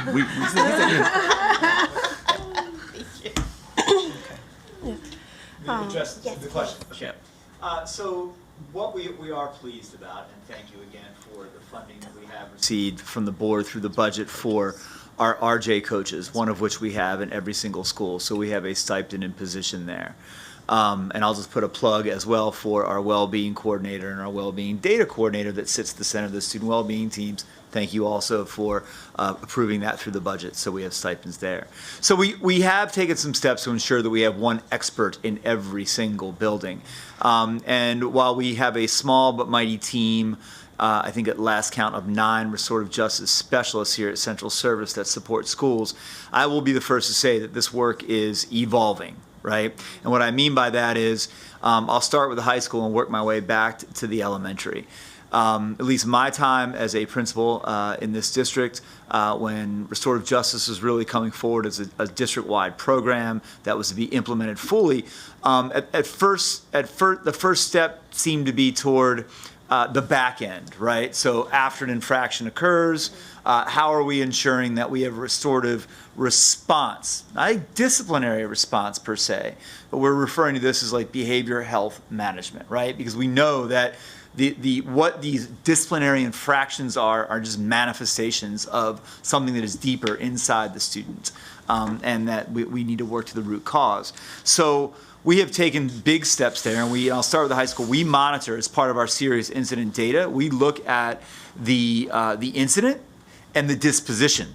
So for schools that have incidents of, these are the big ones, right, that are subjective, and I would say from experience, and I think the data also shows influenced by bias or cultural proficiency, disrespect, insubordination, disruption, right? When you see a infraction such as this, do we see more of those at the high school in one school versus another? How do these infractions look based upon student groups, right, or student demographics? Which schools are responding to these incidents through restorative justice, which you can identify as the disposition? We can track that. Which schools are going to a traditional disciplinary response? Where do we see a decrease in this? Because the big data point clearly at the high school level is suspensions and the disproportionality of suspensions and reducing those. And our restorative justice team is really focused on that at the middle and the high school level. At the elementary level and at the middle school level is where we have seen some of, like Beverly Farms and some schools that are taking steps to really make sure that those practices are codified as part of their homeroom groups, their community circles, their ethos, if you will, on a day-to-day basis in their classroom, how they conduct those. So I can't sit here and tell and speak to a full-fledged, comprehensive plan that will, enumerate for you a step-by-step how we will get this specifically to scale. But what I can tell you is that it's on the front burner, and that we realize the implementation of restorative justice across our schools is highly variable, right? And so again, I'd like to circle back to the one thing that we see as the vehicle, right, that really should encompass everything in addition to literacy and math, is the school improvement process. So when we're sitting down with our school leaders, we are talking to counselors, we are talking to the restorative justice coach, we are looking for evidence of how restorative justice is being implemented on the front end. We have look-fors that our team is developing when we go through schools to see, do we have, and I spoke with our director, Shauna K. Duransby, about this the other day, we have a tool from this restorative justice organization about when you go through a school, how do you know whether restorative justice are being implemented? What does it look like? What does it sound like, right? What does it feel like? And there are look-fors there. So this is work in progress, but it is work that we are absolutely focused on and moving forward with at this time. One last great practice, again, that I saw as I visited schools, and as I've been visiting schools throughout this year. Many of our principals are having the restorative justice coach and their staff development teacher partner up and almost be a pair. Because the staff development teacher, which is traditionally focused on pedagogy, right? I know many of our schools have read the book Culturally equity-based trauma-informed instruction, right, as the root for how we design our classroom cultures so that all the learning can occur in there. And I think the equity-based trauma-informed instruction is similar in many ways to restorative justice. So our charge really at central office, again, is to align the work of our learning and achievement specialists who work directly with staff development teachers so that we can codify how RJ fits in with that and with our school visits through SIP, because that triad, if you will, right, the school leadership, the staff development teacher, and the wellness professionals in the building, there's 3 legs of that stool, and all 3 legs need to be represented in the school improvement, or as we're starting to refer to it, school transformation work. So that's the framework, but I would be misspeaking if I said, oh, we've got this great plan, and here it is in place. It is work in progress, ma'am. Thank you. Ms. Yang. Hi, thank you. So, Ms. Wojcicki and Ms. Cooper, we have took you away from your school for a long time, but your presentation is important for all to hear. What stood out to me is relation building and how purposefully you are doing relation building, and that is worth to spread it throughout the system. And as policymakers, we are sitting here and we will work better and be more conscious of how can we help you and provide space for you to do relationship building in your school and in your classroom. And Mrs. Cooper, piggyback on all my colleagues. I don't know how you do it. 1 to over 500 students. You are everywhere, but we deeply appreciate it. But I have the best job in the school building, so Right, in constant right, motion, but right. And every day is different. So Right, right. I have the best job. So thank you. Wonderful. Do want to give a shout out to the There's No Place to Hate program, and I hoped more of our schools will use that program, and I have seen it in action, and it's a wonderful program. Thank you both for being here. Yes. Well, thank you all. I don't see any more lights, so that means no more questions, at least for now. But we really appreciate all the work that you've done, and we don't want to keep you from your buildings any longer, but thank you. Thank you for having me. Yes, Thank you. absolutely. Thank you. So last but certainly not least, we will hear from, or do we, yeah, sure, the website, come on. It's up to you. I know that we still have, I can do it very, very quickly. Okay.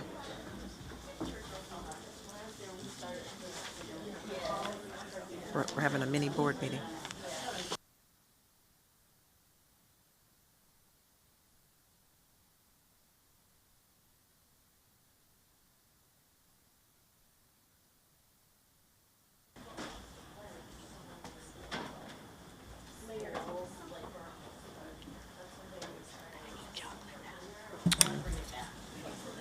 So one of the items that you've asked us to look into is that the volunteer website, that it was messy, it was not organized well, so we did that. MCPS-TV, if you could put up the computer really quickly. Oh, there it is. One of the things I wanted to point out on the way is how do you find it? Yes. So for a website as large as ours, search is very important. So simply by typing in volunteer, spelled correctly, you'll see 2 items at the top. Let me see if I can make it a little bit bigger. Improving the search engine optimization on the page. Google found it if you look at number 2.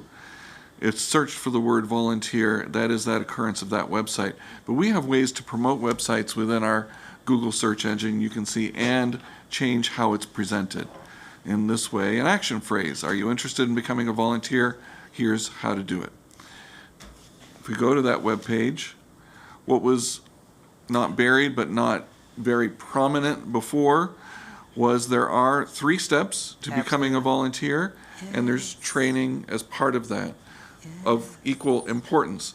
So that step 1, 2, and 3 are outlined on the left with the resources you need to access, with the training that you need to take immediately there on the right. So you make the determination that you wish to be a volunteer, you can immediately get to the training, and even before you go anywhere else, you've done what you need to do to be a volunteer. However, there's more on the page. If you have other questions, there are updates from the office, and they put those here on the left. There are different kinds or types of volunteers, and that information is here on the left. And there is a section with FAQs, frequently asked questions. So I hope that meets the mark. It does. I mean, that is a significant change from the way that it looked before, and it's very clear and concise, and our volunteers should not be confused. So we heard that from someone, and this is an immediate fix that you've done. Thank you, And Mr. to Graham. I appreciate that. Ms. Look at Yang's that. point earlier, one of our clients, you in this case, came with a need to make it work better and look better.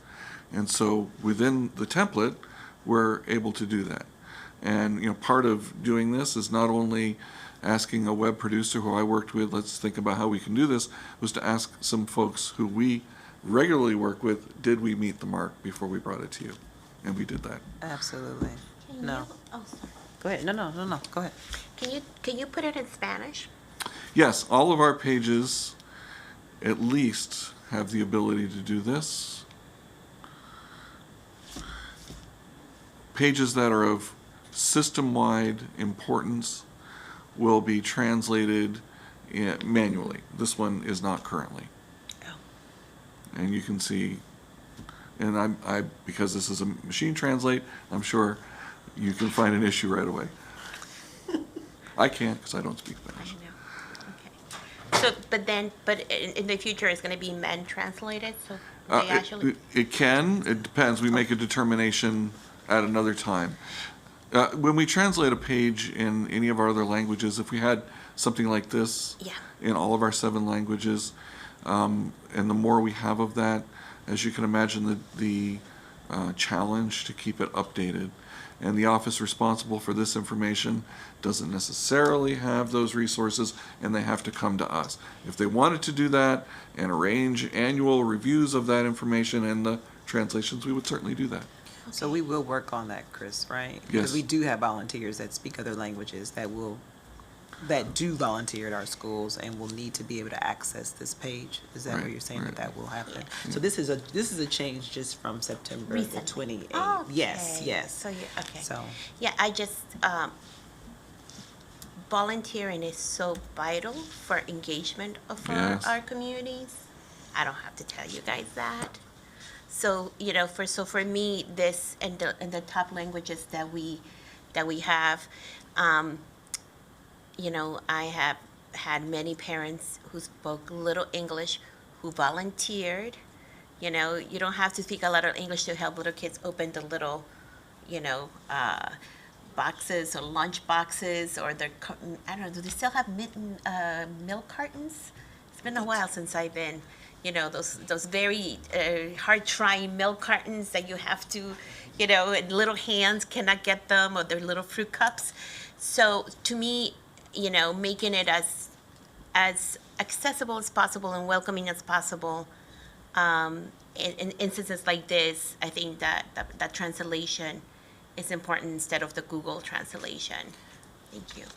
But we do still, I'm pretty certain, have paper copies at the schools, in the rounders in the front office, or. As you pointed out, volunteers are so very important. Schools are quite adept at making sure that Your light. know how to get through these resources. Oh, okay. Okay. The training itself is. Your light's not on. I'm sorry. The training itself is an online course.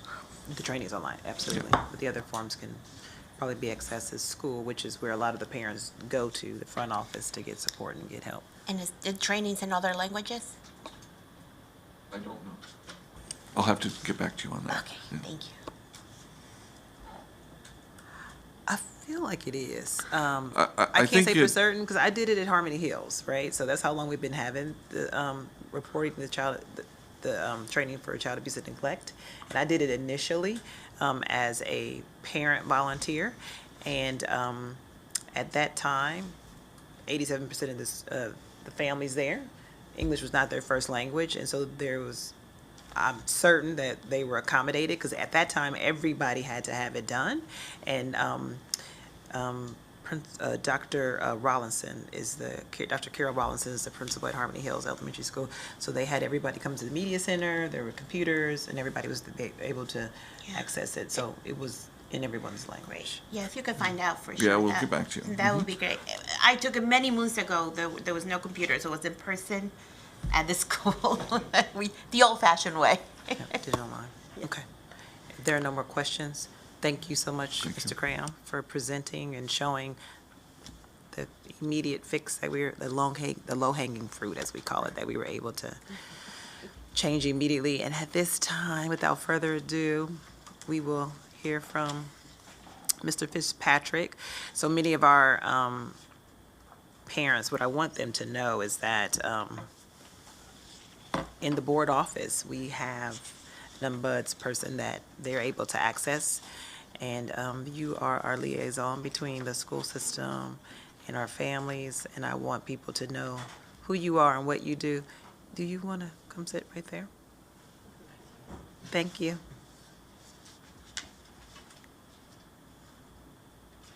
Are you using your computer? Do you need your computer? Oh, okay.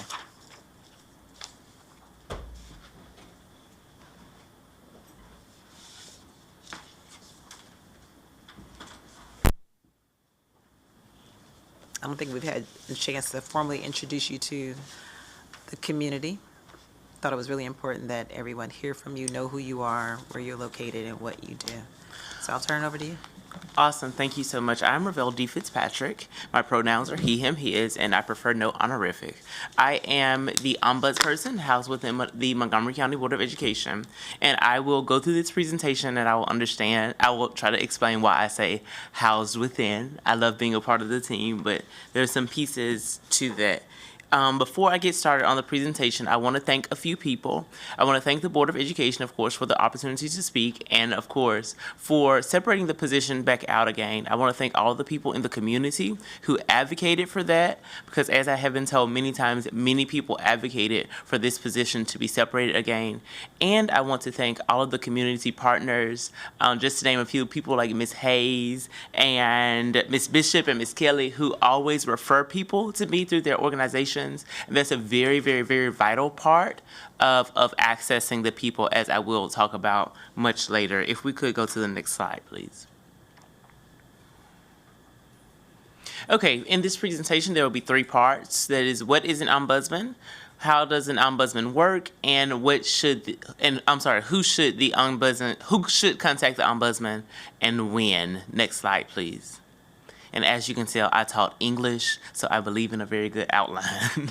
So going to the first part, what is an ombudsperson? What I'm going to do in this section is really go through kind of what an ombudsman, what the definition is, what it means here as far as the job description, and then what that looks like in practice. Next slide, please. So an ombudsperson is a person who investigates, reports, and helps resolve complaints and conflicts. It has a Swedish origin, and one of the things that is almost always there is it is an impartial party.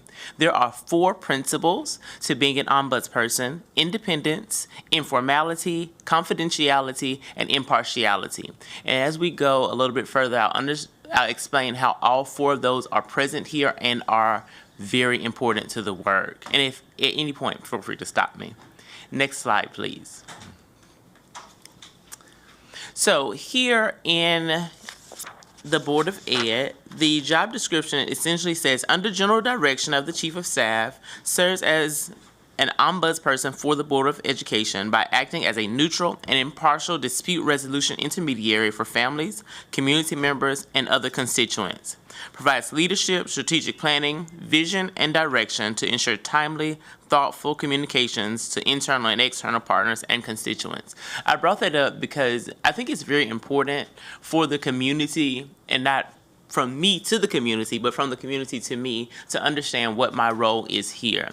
I am housed within the Board of Education, and I always say housed within because, as I mentioned, one of the principles is independence, and the idea is that you can't be impartial if you're not independent, which is the reason why I'm housed within the board. And I say housed within because I love being a part of the board staff. It's important for people to know, however, that most of my work is not helping people navigate the board. It is helping people navigate MCPS. And so that's why I say house within. Next slide, please. What does that mean here? What does the work look like as I do it? I've been doing this for several years. So what does this look like in this iteration of ombudding? I'm an impartial party tasked with answering questions, addressing concerns, and resolving conflict. That's very important because those are different spaces along the conflict resolution continuum. And no matter where you are in that, if you don't know who to contact me and we can figure it out. As I said, the independence is why I'm in the board. Impartiality, some places say neutral. I say impartial because I am a human. And not neutral because I'm not an advocate for people. I am an advocate for process. And so we'll go through my process. But when we talk about, I'm not a finder of fact, I'm not a judge or jury, but I am there to make sure that the process that's on paper is followed. If we can go to the next slide, please. I almost want you to repeat that. Understand that. Thank you. So how does an ombudsman work? And if you have a question, again, feel free to stop me. How do I work? And so on the next slide, I will spend the most of the time explaining almost what to expect when a person, family, school, principal gives me a call. Next slide, please. So here is the process. I say our process because I like to be aspirational. Small shout out to Raquel, who used to support me and also provide some language services, who made this foundation really, really easy for me. So let's just say a member of the community contacts the board. Oftentimes, this means they are calling because they don't know who to call. Most of the time, they call the board thinking they're calling MCPS, or they email the board with a specific concern. What happens when they contact is that contact is logged, and we'll talk about data a little bit later. And I work with, currently it's me, but I work with support staff to determine what's the best next step. Sometimes it is to say, let's set up a meeting so I can really discuss what's happening and what's really important, the intended outcome here. What is the perfect process? That's not always the case. Sometimes when people contact the board, they are simply sharing their perspective to inform the board of what they feel or what they're saying. That's not something that would be an ombudsman case unless they have a question, concern, or involved in conflict. So when we decide that, okay, this is something for the ombudsman to handle, we schedule an appointment. We try to do it as soon as possible. And we do appointments via phone, Zoom, or in person. During that meeting, that initial meeting, where some may call it an intake meeting, we look to see what has happened, what is your perspective, and most importantly, what is your intended outcome? I say what is your intended outcome because it is really important for me to hear from the community. I understand that you're complaining, but you wanted to talk to me. What do you want to get out of this? Even if I've had people to say, you know, I want to sue. I understand that is a process, that is not an outcome. What is your purpose? And sometimes we can, of course, through the processes that we have in place, through conflict resolution, we can work towards those things. I will also take this opportunity to also say that intended outcome is for me to help kind of gauge where we're going. That is not what is guaranteed. A great example of that is we get about 20% or so of my cases are bullying student safety. Very often, the intended outcome is, I want the other child suspended. I want the other child gone. I want something to happen to the other child.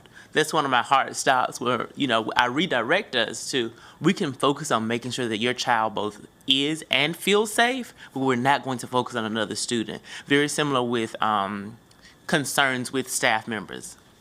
I want them fired. Well, we're not going to work towards that, but what we can work towards is, one, making sure that your experience changes, and behind the scenes, I'll make sure the people, HR is available or their director is available to make sure that they address that. So then I do what in the job description calls investigation. I go to the other party. What's happening? I understand that there are different perspectives. What's happening and how can we partner to resolve it?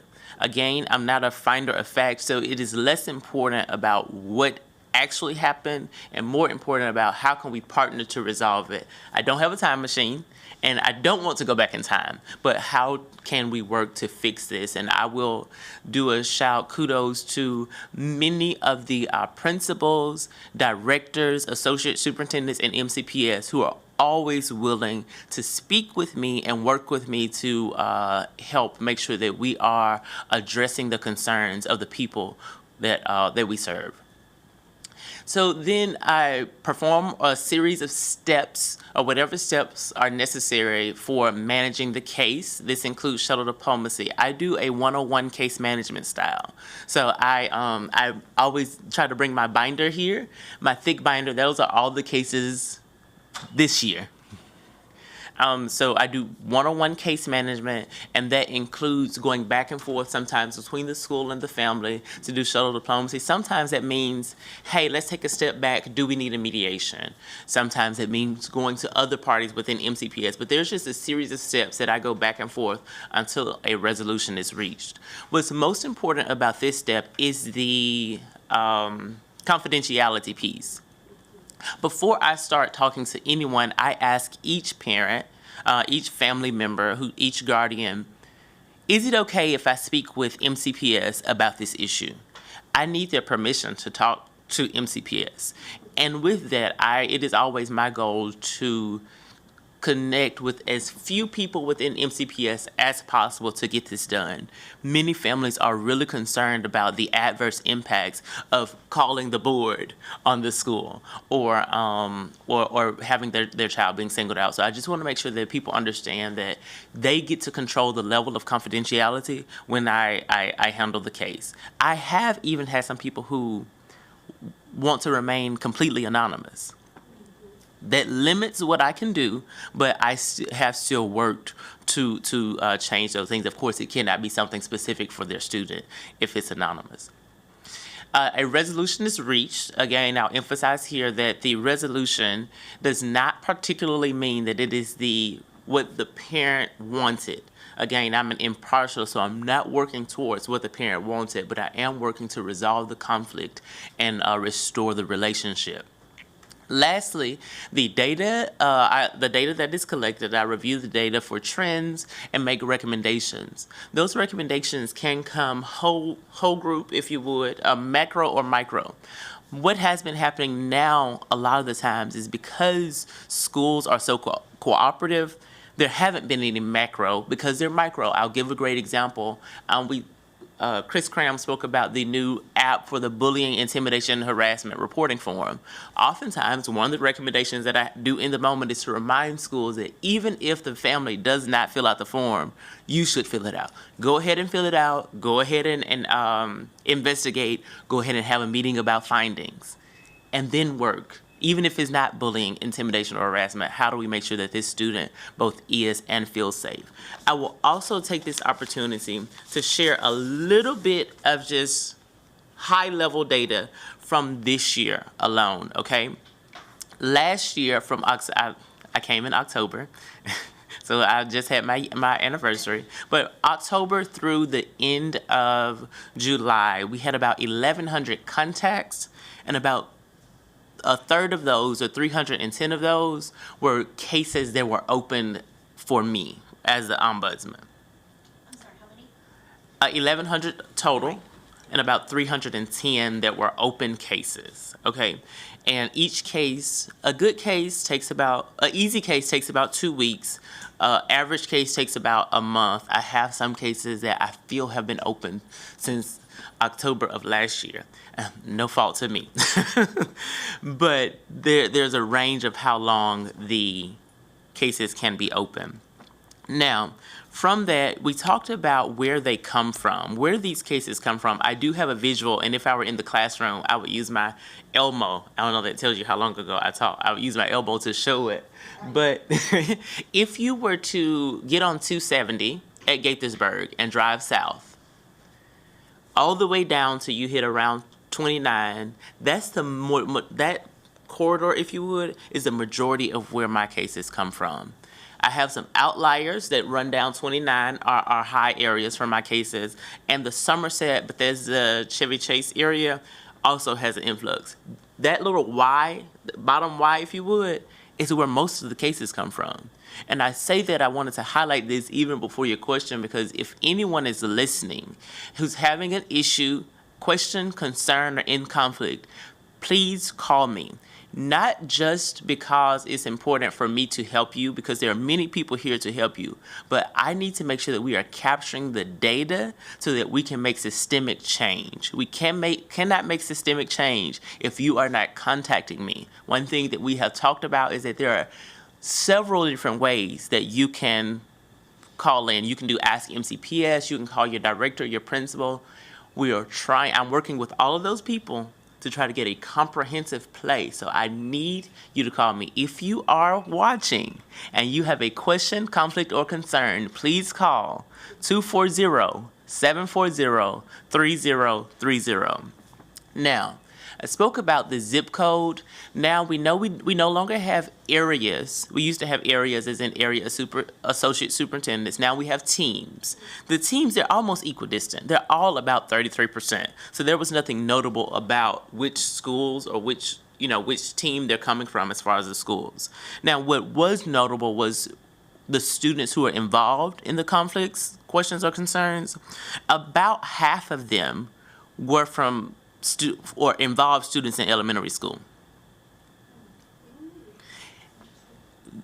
That is quite interesting. And middle school is about 16%, pre-K 16%, and high school about 15%.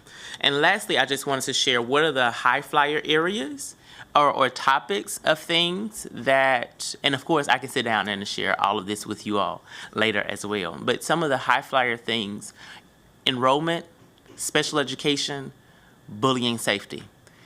And I will share from my experiences working in different districts and municipalities that it's not abnormal.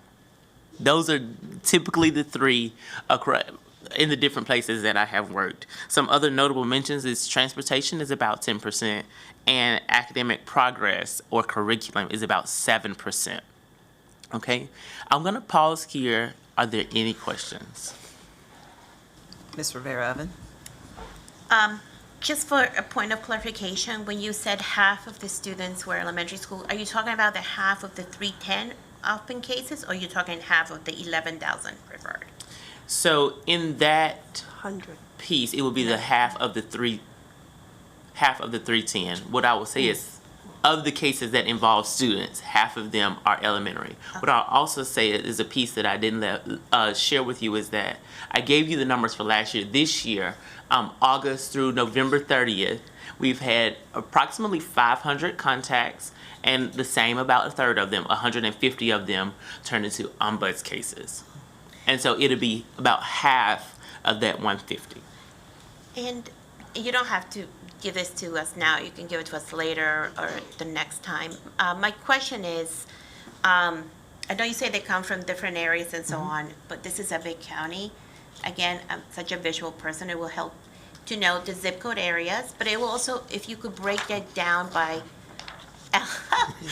elementary, middle, and high school, that would also be great. I know that you said, the trend seems to be elementary schools. And Mr. Fitzpatrick, thank you. I was one of those people who advocated for this position to come back to MCPS, and I'm so glad that it is back. I think it's necessary to give parents a different avenue where they feel this confidentiality thing is vital. And also, there's many communities, especially communities of color, who feel a certain reluctant because they feel there might be retaliation or their kid might be treated differently if they go through the normal routes. So this is a way, I think, for folks to know, and definitely for folks who are watching to know that even if it's a language access issue, that's not something that that is a barrier with your office, that you do everything in your power, I know, to be able to have that open communication with parents. Absolutely, thank you for that. There are two pieces that I want to respond. One, I will say for the follow-up ask about zip code, I can definitely do that. I will give the forewarning that I will have to play with the numbers to see if I can break that down by elementary, middle, and high. Not because I don't have the data, but it would be inappropriate for me to share a zip code broken down by elementary, middle, or high, depending on the number of schools in that zip code. Okay. So I would not share data that identified a school. I got you. And schools that let you know as well. The confidentiality works both ways. Thank you. And the other piece, yes, language, I will do whatever I can. I remember one call where all I do was uno momento por favor. Very cool words. Yes. But until I can bring somebody in, that is not a barrier. I will do all I can. If I have to I will meet you somewhere, I will do all I can to meet you where you are. Thank you, Ms. Yang. Yeah, thank you, Ms. Fitzpatrick. Is this somewhere the public can access and see? Because like you say, that it's important. This is a relatively new position. It's important that people feel they have a channel. Now, we need to get the word out to the community. So is this somewhere people can find? I'm going to answer your question in a couple of ways. One, we are working on revising the board's website. The Okay. other piece that I want to encourage each school community, and I understand school community has different populations, different groups of people who collect. I know I speak to PTAs. If there's a friend group of parents, I will come speak to you all as well. And I say that because there is a physical, and I'm sorry, that's just letting me know that the time that I was requested to talk is now up, and I'll try to finish quickly. But there's a physical copy of a pamphlet that has this information in it as well. Most importantly, there are no barriers. If anyone has any question or community members and you know someone, send them my way. I try to be extremely flexible and open. I just Yes, wanted to Mr. Craig. publicly say that this is a wonderful process to put on the website. I think so, too. And publicly, you have my commitment to, as soon as you're ready to do that. The board website, as you know, is one we're moving right now into the new content management system. Yes, thank you. Thank you. I appreciate that. Mr. Fitzpatrick, this was an excellent presentation, a great way to introduce you to our community, and I'm hoping you will take Mr. Cram up very soon on putting this up on our website. But this is very good. Thank you. So we have Well, very quickly, I had Sure. two more things. I'm not going to go Yep, through that's the slides, but two things that I want to emphasize that are in the last two slides is one, if you don't know who to call 240-740-3030. The people who answer the phones will make sure that you're connected with me, and we can talk about what the best process is, because MCPS has wonderful processes, and so we can decide which one works best for you. The other is my limitations. I do not get involved with anything that is formal. If it is part of a formal legal proceeding, I am not involved. However, if you are thinking about doing something formal and you have not yet, I will work on it until the moment you file the paperwork. So still give us a call. Thank you. Thank you. So with that, we are going to close out of our meeting, and I want everyone to know that our next Communication and Stakeholder Engagement Committee meeting will be on February the 13th at 10 a.m. until noon, right? But thank you. This is such an engaging discussion, and that will be it. So we are adjourned. Thank you.